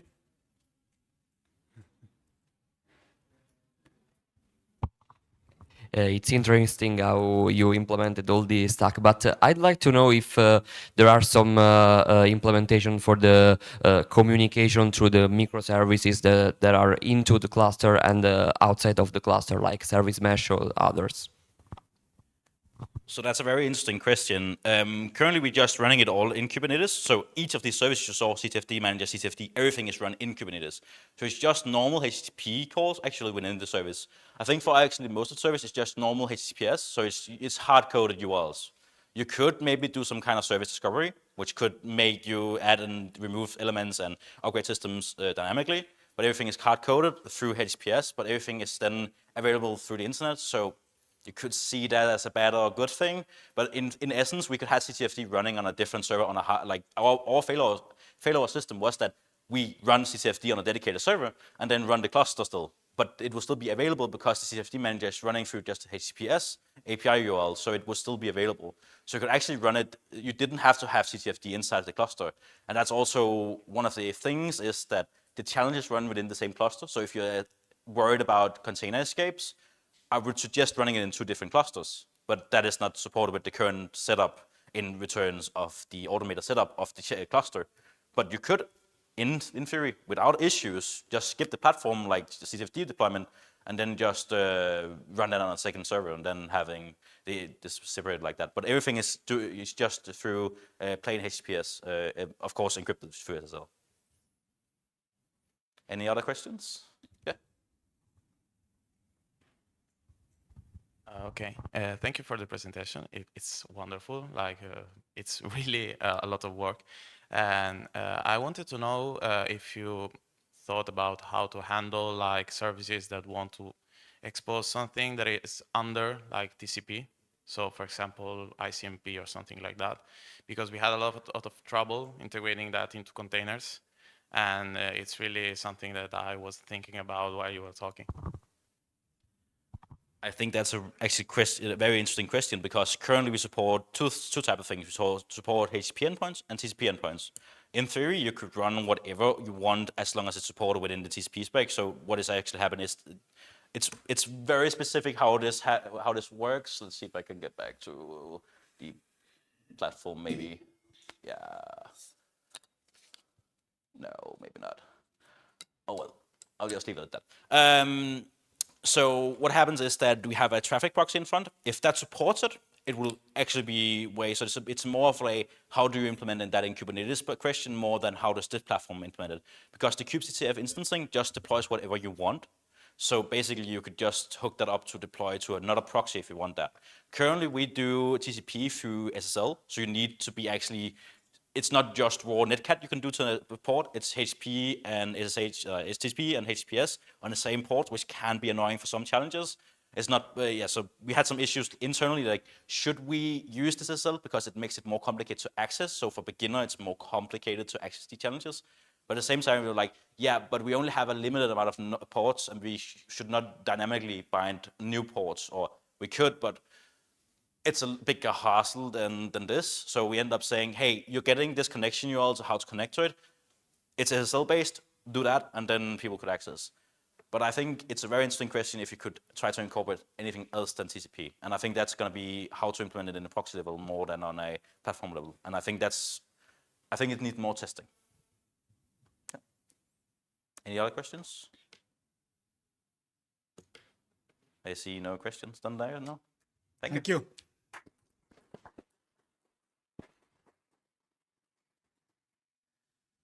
Now we can move to, I don't know if you're going to present together or just you? Okay.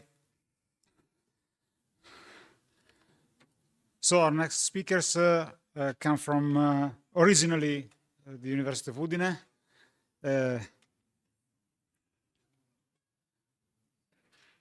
Matteo is now formally enrolled in the PhD program in cybersecurity at IMT Lucca. Which has a national PhD program in cybersecurity, a CTF player with Madrax, with interest in computer networks, cybersecurity, and formal methods. And Michele is a PhD student at the University of Udine, where he focuses on improving static analysis techniques through the usage of large language models. Okay. Okay, so we're going to talk on how not to organize an on-site CTF and bring our experience as organizers of Snake CTF. So before we begin, a couple words about us. So we are today here as part of Madrax. Madrax is the CTF team of the University of Udine. But since this year, we also created Madrax APS, which is an independent organization. And creating it was a strategic choice to simplify event organization, bureaucracy, and management of finances. We are still partner, even if we are an independent unit. We are partner with the University of Udine, and the University of Udine is also co-organizer of all of our events. So our main event is Snake CTF. We created Snake CTF as with the objective to spread cyber awareness and also create an opportunity for networking to bring together 90 among the best hackers in the world. Also by virtue of the prominent role that universities play within the national cybersecurity strategy. SNIC CTF is structured in 2 phases. The first phase is the qualifiers, and we do this remotely online. This year, we had 700 teams participating in the qualifiers. And of these, 15 managed to qualify to the on-site finals that we held in Lignano Sabbiadoro. So each team is composed of 6 players. So we had a total of 90 hackers present on site from all over the world. We had teams from of course, from the EU, but also from Japan, South Korea, US, and Kazakhstan. The event is structured the finals are structured as 2 separate events. One is the main CTF, which is a standard CTF Jeopardy style. This year, it was 15 hours long. It's all played within the game arena. And this year, we had 22 challenges, including 1 hardware challenge. Now, in addition to the main CTF, which is traditional, starting from 2 years ago, we experimented with a new format, which we call Real War CTF. During the Real War CTF, we deploy challenges around the city, and players need to walk around the city to find the challenges and physically solve them. So we defined a game area within the city on the map. We gave the map to players, and we had about 30 challenges deployed within this area.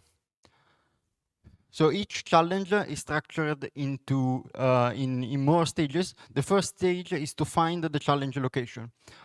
This can be either through a geoguessing challenge. Here in the picture you see a standard geoguessing challenge that allows you to find the next stage.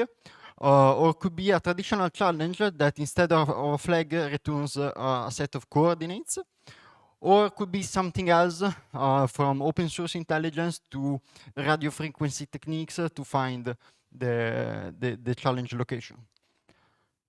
Now, once the player finds the challenge can consist of everything, ranging from lock picking a box to reading an NFC tag to a full hardware challenge.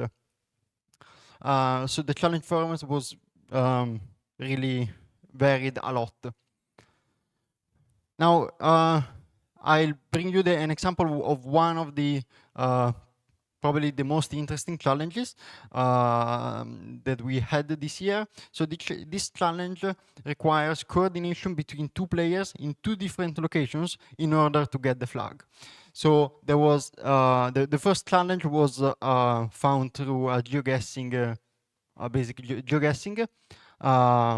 And that challenge contained both the coordinates to a second challenge and was also a challenge itself, meaning that the player had to interact with it via Bluetooth Low Energy to essentially find a way to generate a time-based one-time password. Now, the time-based one-time password had to be entered on the second challenge, which was in a totally different part of the city, and it was essentially an access point with a portal, so you could connect via Wi-Fi and submit the OTP there. So 2 players had to coordinate together to get the flag. The feedback from this format was very positive. The players really enjoyed it. Despite some issues, this year we got a bit unlucky with the weather, so it was much colder than expected, but despite this, the feedback was very positive.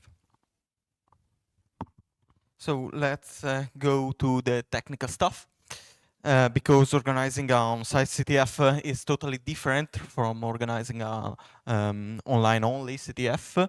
The infra is mainly divided into sections. Is the computing infra, is similar to what we just heard in the last talk, and all the other stuff, the on-site support infra, meaning electrical system, connectivity, logistics.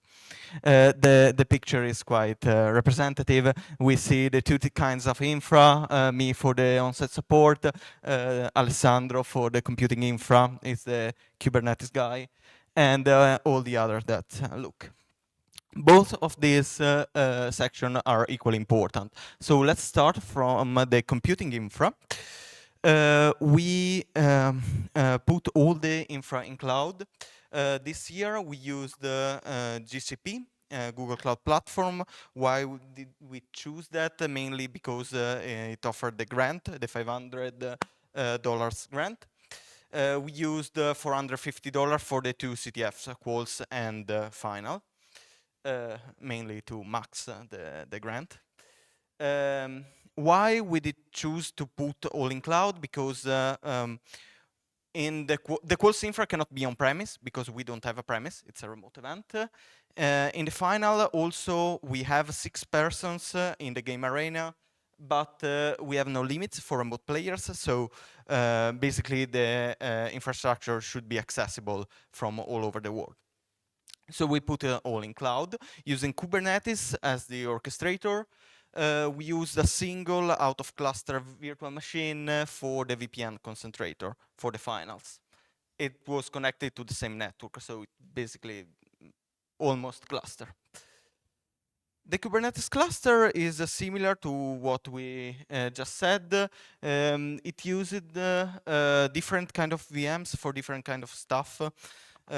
So for example, we have 2 VMs for management, and we use autoscaling for the non-management stuff, so for the challenges and the spawn instances, with different kind of CPUs, basically to overcome the limits of GCP about the number of CPUs you can allocate.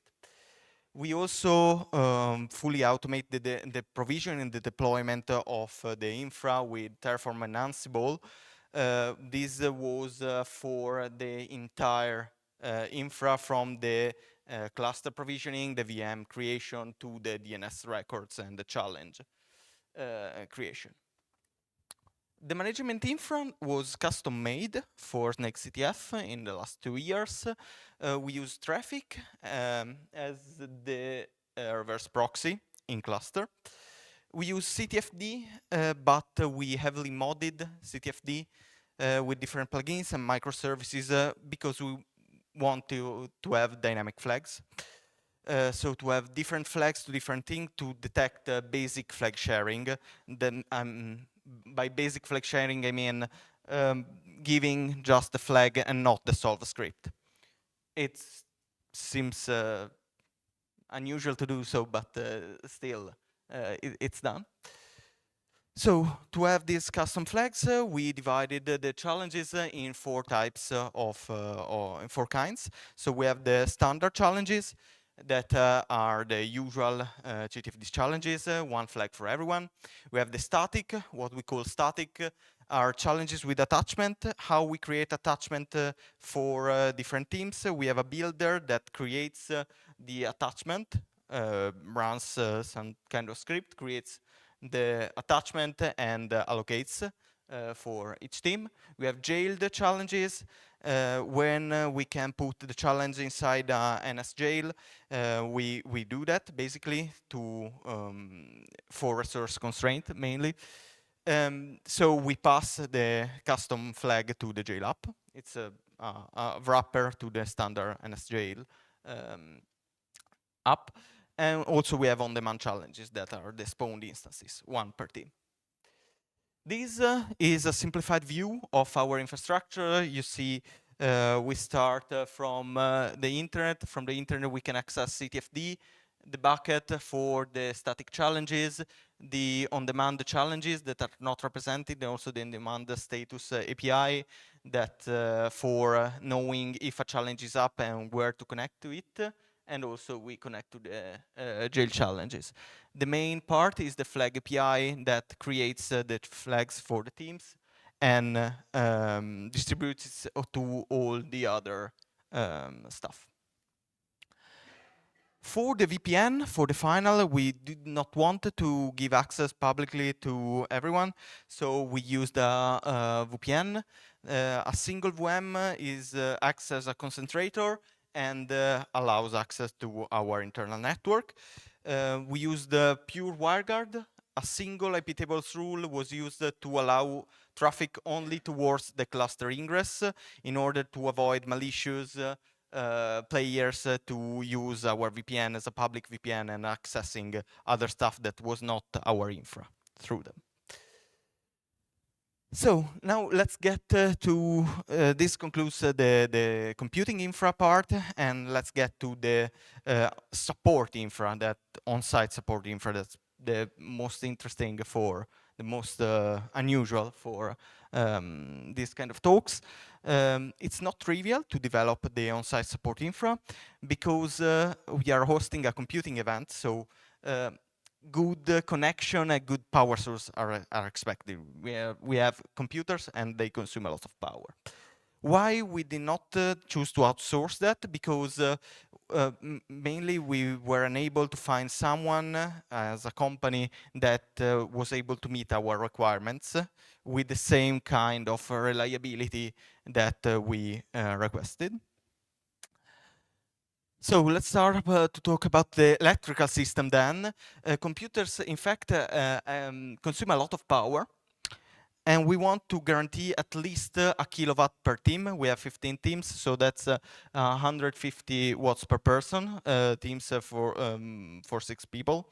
It's not too much, 150 watt per person, but it's a lot of amperes. Okay, so in total, the guarantee that we wanted was 26 kilowatts, and that's more than 32 amps at 400 volts. So we deployed our electrical system, and the deployed system was able to handling 34 kilowatts. That's a simplified, no, well, that's the complete example. We start from the main panel at the venue.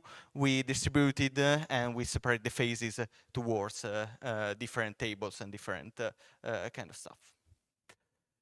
Connectivity. Connectivity is another problem for computing events when basically one needs high bandwidth and fast internet access. Also, the network must be highly segmented because we do not want team interference. So we have to have a VLAN per team. We have to have a VLAN for the servers, for the stuff, for the Wi-Fi. We have VPNs. We have a lot of stuff. So we allocated a /19 network that's quite big for the competition network. The uplink was a single gigabit and was enough. A single gigabit symmetric was enough. And also we provided a hot fallback connection via 5G cellular network in case the main uplink fails. The router was virtualized. It was the main router, well, I should say the main firewall because it was OpenSense. It was virtualized with a NIC pass-through, so to have good performance. We also provided guest Wi-Fi that was not did not get access to the competition network, but it was just for convenience. We covered the 1,000 square meters of the game arena with 3 access points with manual band allocation to prevent interference. We also have Wi-Fi 6. We used single mode fiber when we have promiscuity with the electrical stuff, mainly with the 400 volts backbone to prevent interference on the cables. And also the last particular thing is that we use 2 different public IPs to NAT different kind of traffic. So all the players' traffic goes to one public IP, and all the infra traffic goes to another one in order to prevent rate limits and potential bans if something occurs. This is the network infrastructure. So as you see, We have the main switch that goes to the firewall, that's the virtualized firewall. We connect to the venue, and we also have the cluster.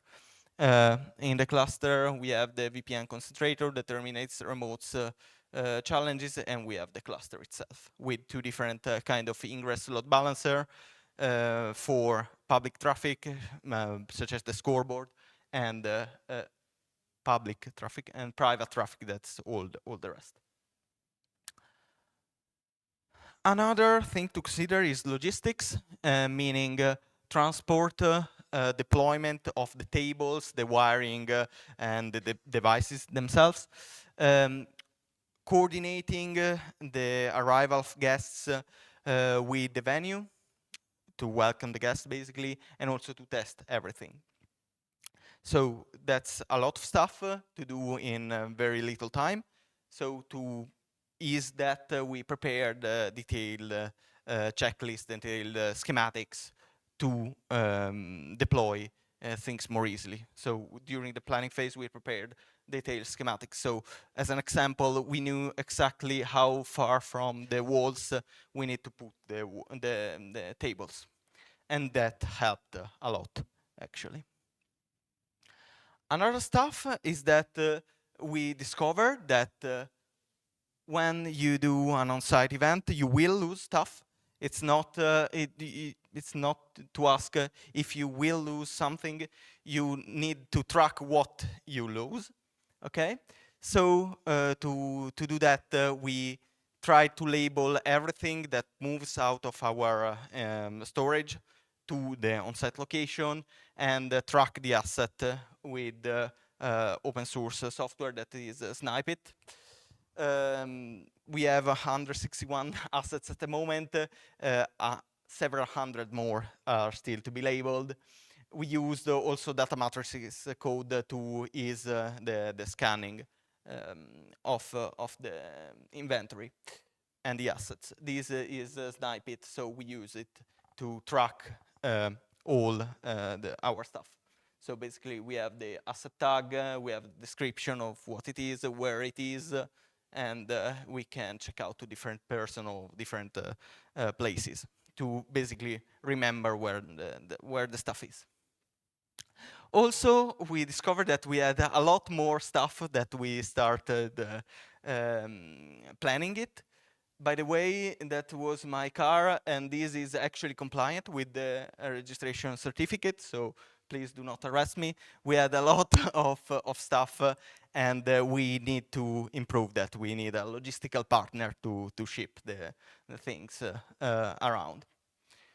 Also, another thing we discovered that needs to be done when doing these on-site events was inspection and surveys long before the event, because we discovered a lot of problems that could be disastrous to discover during the CTF.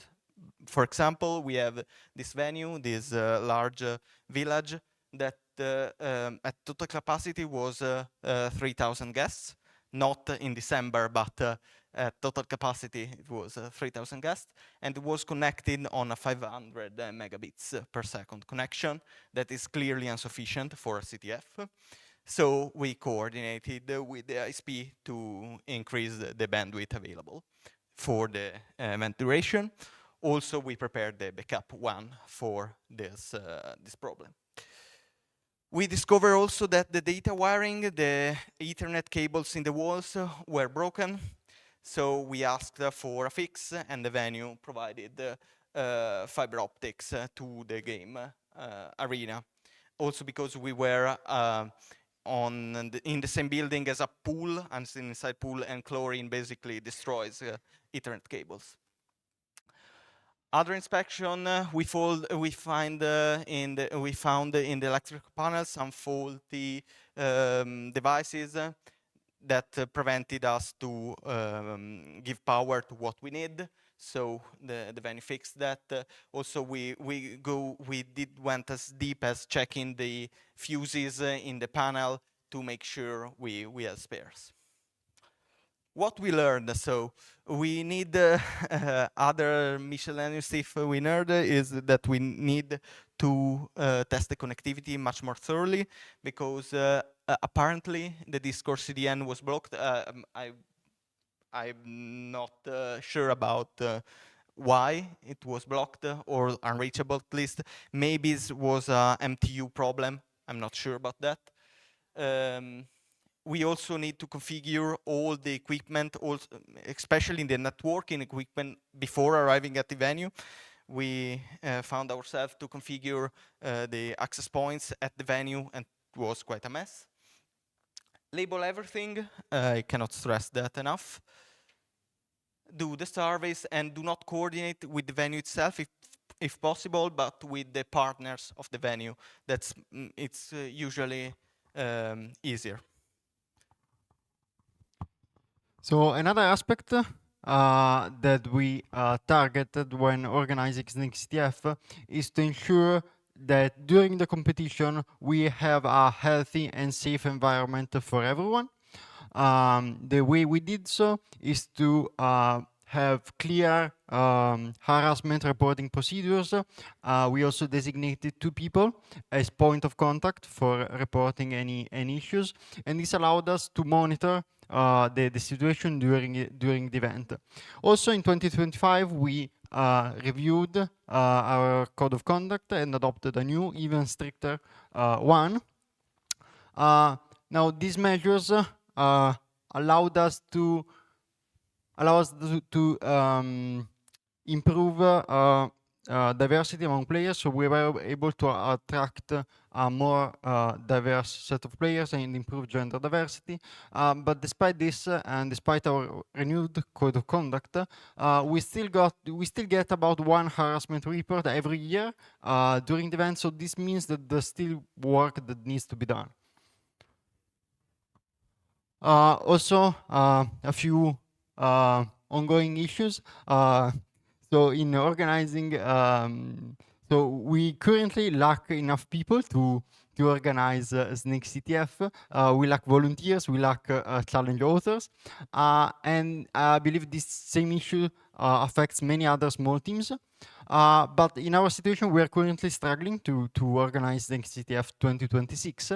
And the only way forward that we see is to partner with other universities to co-organize the event and have some help in organizing. So that will be our way forward for Snake CTF 2026. So thank you for your attention. If you have any question, it will be a pleasure.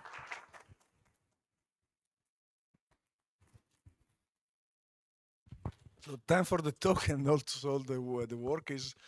I'm curious about the 2 questions, probably like one clarification request. So these geolocation other things, does it mean that the CTFs are becoming kind of orienteering game where people has also to run? Is it like running, people that run are able to get more points than people that walk?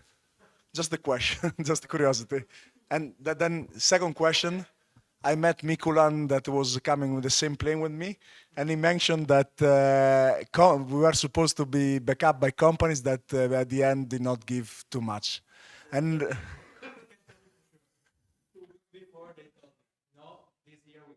so this, I think, is actually quite an interesting point to raise up, because basically, if you can share a bit your experience in doing that, because how to attract funds to support, especially like if you need infra cost like this, is an important issue. Yeah, I'll be a level 8 proxy. I'll redirect to Luca for the funding issues, because it was our point of contact with companies. Basically, it was a problem because, as Luca said, 2 weeks before the event, our main sponsor rejected us and said, no, we will not give you anything. So we had to rush and find a lot of money in a very short time. And that's clearly a problem. I don't know if you want to add anything. I mean, more than rejected, the main problem was that we started the APS quite late, let's say, during the year. So we started asking money in advance.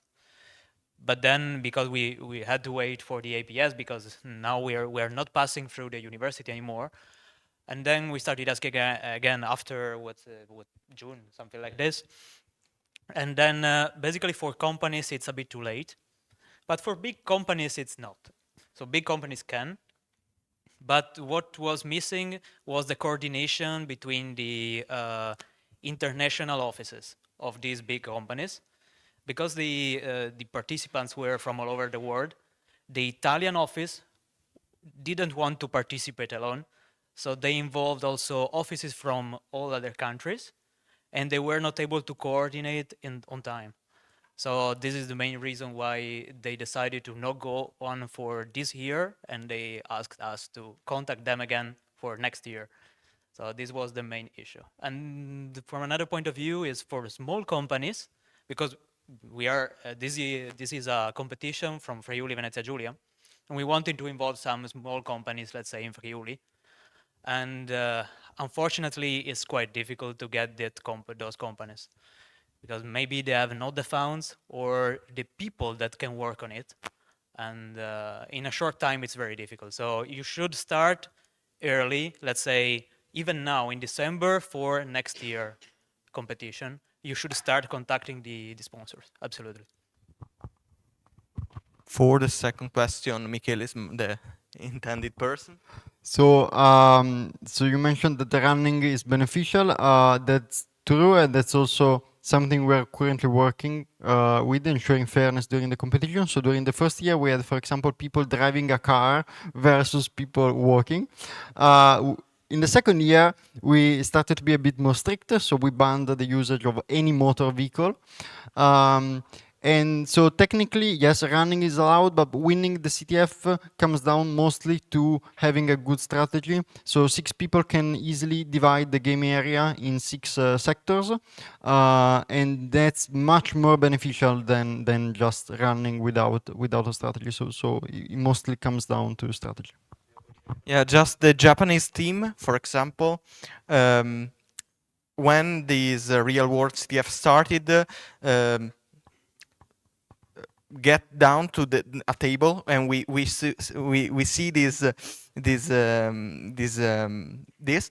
they get down to a table. They divided Lignano in sectors, like they were trying to invade Lignano, and they divided the team in all parts of Lignano, and basically they did win the real world and also the main CTF, but they win with this strategic placement of people. So was I think strategy is more important. Also, when we ban motor vehicle this year, people start let's say unauthorizedly taking bikes from around Lignano, so that was also a problem.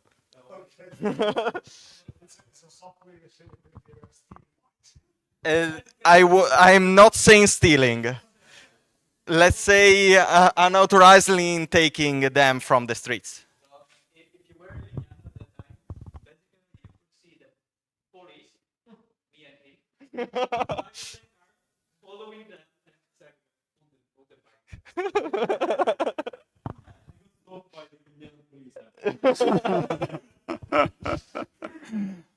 Okay, thank you very much.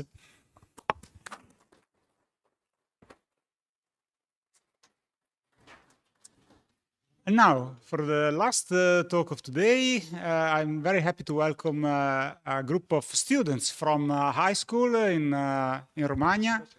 Let me, from my heart, thank Matteo Lucchi, who's their professor. First of all, because he does a wonderful job of training enthusiastic people and feeding our hunger for CTF players and cybersecurity enthusiasts. And of course, thanking Marco Balducci, Alan Davide Bovo, and Enea Maroncelli. So at this time, I'm starting to lose my mind. For being here, rushing here after their dutiful attendance of school lectures. And the floor is yours. So, hi everyone. Today we'll talk you about the making of our own high school CTF event. So, a few words about the organizers. Me, Marco, Alan, and Enea. We were the challenges and did the technical part. And then we have to thank our professor, Matteo Lucchi, who helped us get through the spooky school bureaucracy, which was really a pain. And so, why did you choose to make a CTF in our high school and not a simple online CTF? Well, the main reason is because we wanted to push new students into the world of cybersecurity and CTFs. And we also got inspired by our senior students who did the same with us, not with these kind of events, but with the lessons and with evening meetups talk about these topics. And so we wanted to continue this tradition, we can say. So, what can we expect from an high school student that wants to play a CTF? Basic programming skills and maybe some networking skills. No experience in cybersecurity or vulnerability exploitation, and also low attention span, which is really important because if we want them to have fun, we have to engage them. So, what can we do to make this CTF a fun experience for them? Well, the most important part is carefully choose the difficulty for each challenge to not make the curve too steep for the difficulty. And if it is too steep, then people just leave. It did happen. So, and we had to get rid of pawn challenges because in the last year edition, no one was able to solve even a single challenge. So unfortunately, we had to get rid of them. And we had to replace these pawn challenges with AI challenges, which were very easy, but they helped some students, maybe from the first year, to understand how a CTF works and also make them have fun, even without the required technical skills. So, about the organization and technical part, I will leave the word to Alan. Okay, so I just heard about the Snake CTF and the Brunner CTF, which obviously take much more technical parts in organizing, obviously. We kind of spent some time trying to build our whole network infrastructure and write our challenges, and that's basically what I'm going to say.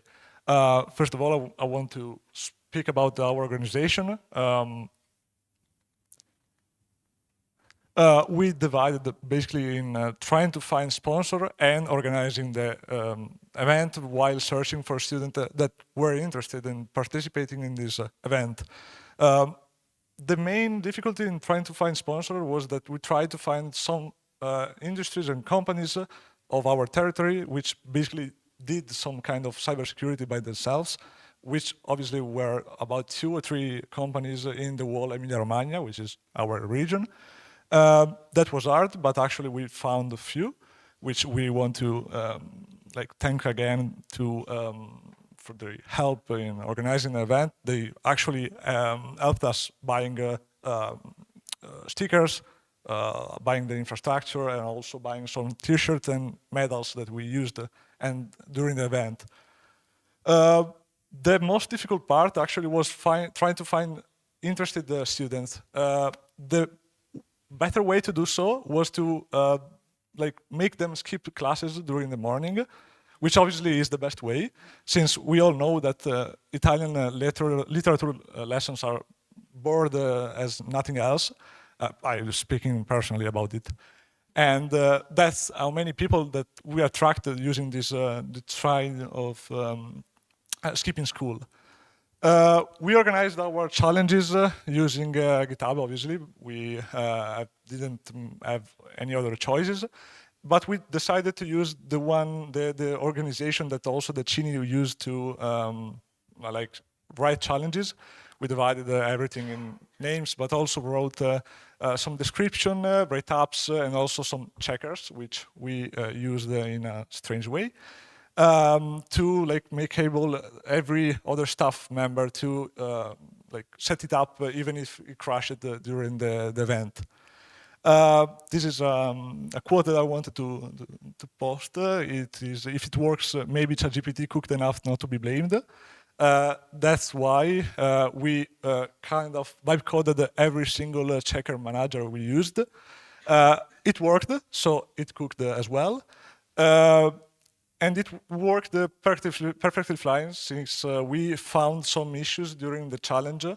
And we weren't actually able to fix those because essentially Cloudflare crashed that day, and we relied half of our infrastructure on Cloudflare since we had some checks using Cloudflare. It crashed and we had to hot patch everything on the go. It wasn't fun at all, but we did it. The challenge, the event dured about like 3 hours, so it was even harder to make it faster. And obviously, the flags submitted are, I guess, some standard like summer statics stats, because from every single person that participated in our event, most of the flags were AI generated and some kind of guessing of the flags. A few of them were correct, probably because the AI actually guessed it right. And those are the actual final scoreboard with all the teams that we had during the event. The infrastructure, I don't want to speak about the infrastructure since I'm not the infra guy, that's our infra guy and it's not present here. So I won't be able to talk much about it, and I've seen some beautiful infrastructure as well. So it would be kind of embarrassing speaking about this, but our main guy actually worked a lot on it and kind of found a way to set the infrastructure on our school, which used some of firewalls rules that blocked us from doing our CTF event. And that's pretty much it. I want to now, and I will talk about how to interest people actually of high school students. Yeah, so one of the probably most important questions to ask is how to actually interest some people at the high school, some high school students. In fact, we started from the beginning of this year, and in the last we did that too. We had lessons where we started teaching from the very basic about cybersecurity, increasing the difficulty of the arguments in the days, yeah. And I think that's a very important thing that I'm going to talk about more deeply in the next slide. Another point is professor. In fact, I think that professor, especially in the high school environments where students don't actually know what they're going to do with their life in the future, they have to encourage them to learn something else other than what you learn in school that everyone can learn. And yeah, events like PascalCTF or every other one CTF that I'll talk about is surely very important to get people interested, because with all the teamwork and fun they have during the CTF, they understand that cybersecurity isn't just studying and closing your room, studying some arguments, but there is something fun about teamwork, and yeah, CTF are fun. Oh.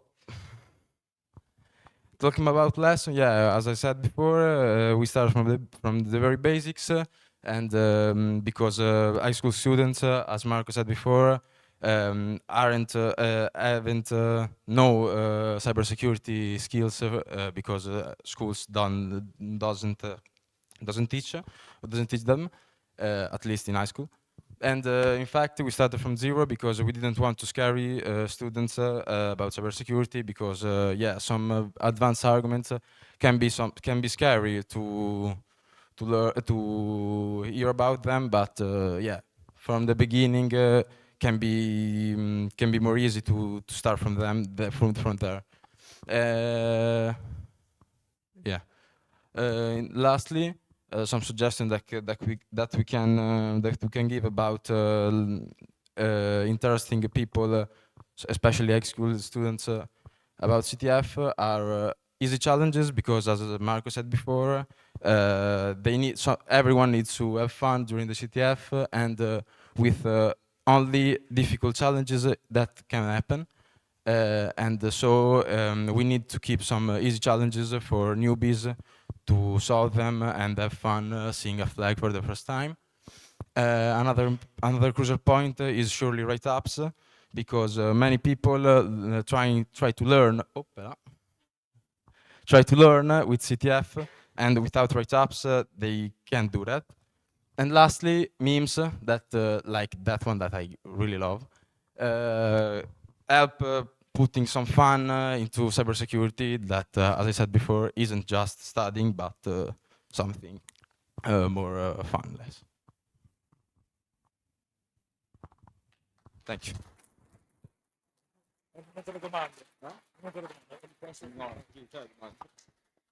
Is there any question about it? I don't. So, first of all, what kind of high school? So you are assuming that some students has at least a bit of basic knowledge of programming? Or so you have like some high school that has computer science or informatics in the... Okay. I have also the second question. How did you convince the professor of Italian to let the students go? So we are from Institute Technology High School, which means we don't study pretty much everything like every other high school in Italy. We study instead like networking. We have programming literature and also do every other stuff, including even cybersecurity with some lessons. So it's possible to find someone that already knows something. We pretty much have a lot of people which also do like competitive programming stuff. That means that it's easier to find some, but many of them even have no idea whatsoever about networking and probably never even like scripted in Python, which means that you probably don't have any way to interact with the challenges in an easy way, if it's, for example, on a remote. And for the second answer, we didn't. Like the Italian professor was never happy about it, and we have no way to make them happy, since the other way is to like don't have any event or have them during the afternoon. And obviously that's not possible, since no high school student would like to participate in an afternoon event if it's not already interested in cybersecurity, which means probably they want to like go home doing something else eventually.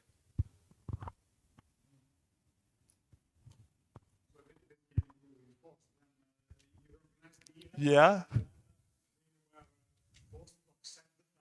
Yeah, I mean, yeah, essentially most of them. So some of them weren't happy about it. Some of them accepted the fact that many people were interested in this, even because, I mean, you cannot say no to an event like this, probably because it would teach some new things to students that maybe never even had the chance to study it.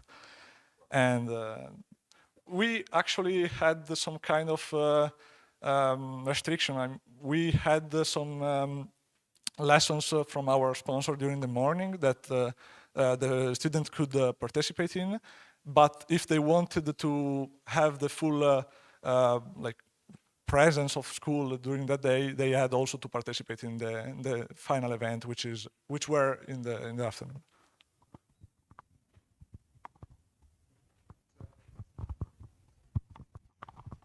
I'm gonna do it short, just to comment. I love that Cloudflare went down the day you did your CTF. I promise you, my CTF would also have been destroyed with that, and I think others are also using Cloudflare. So I really feel what you regarding that.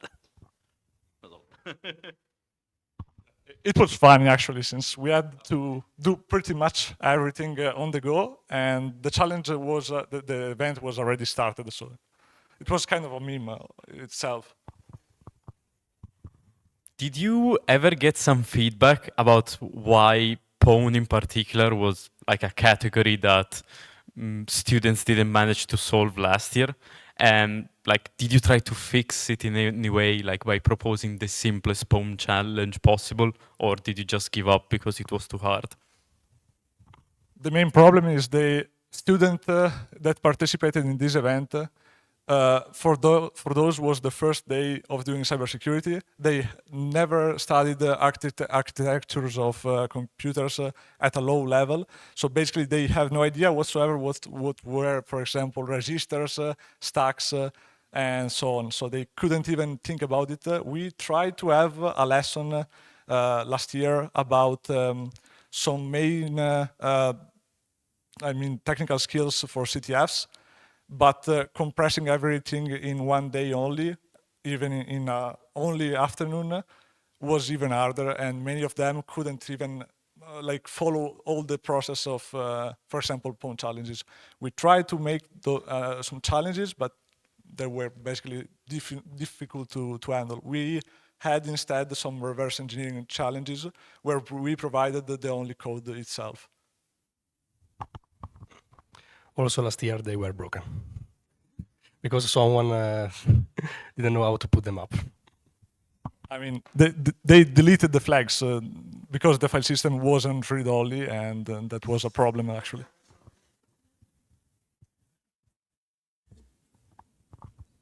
Any other question? Yeah.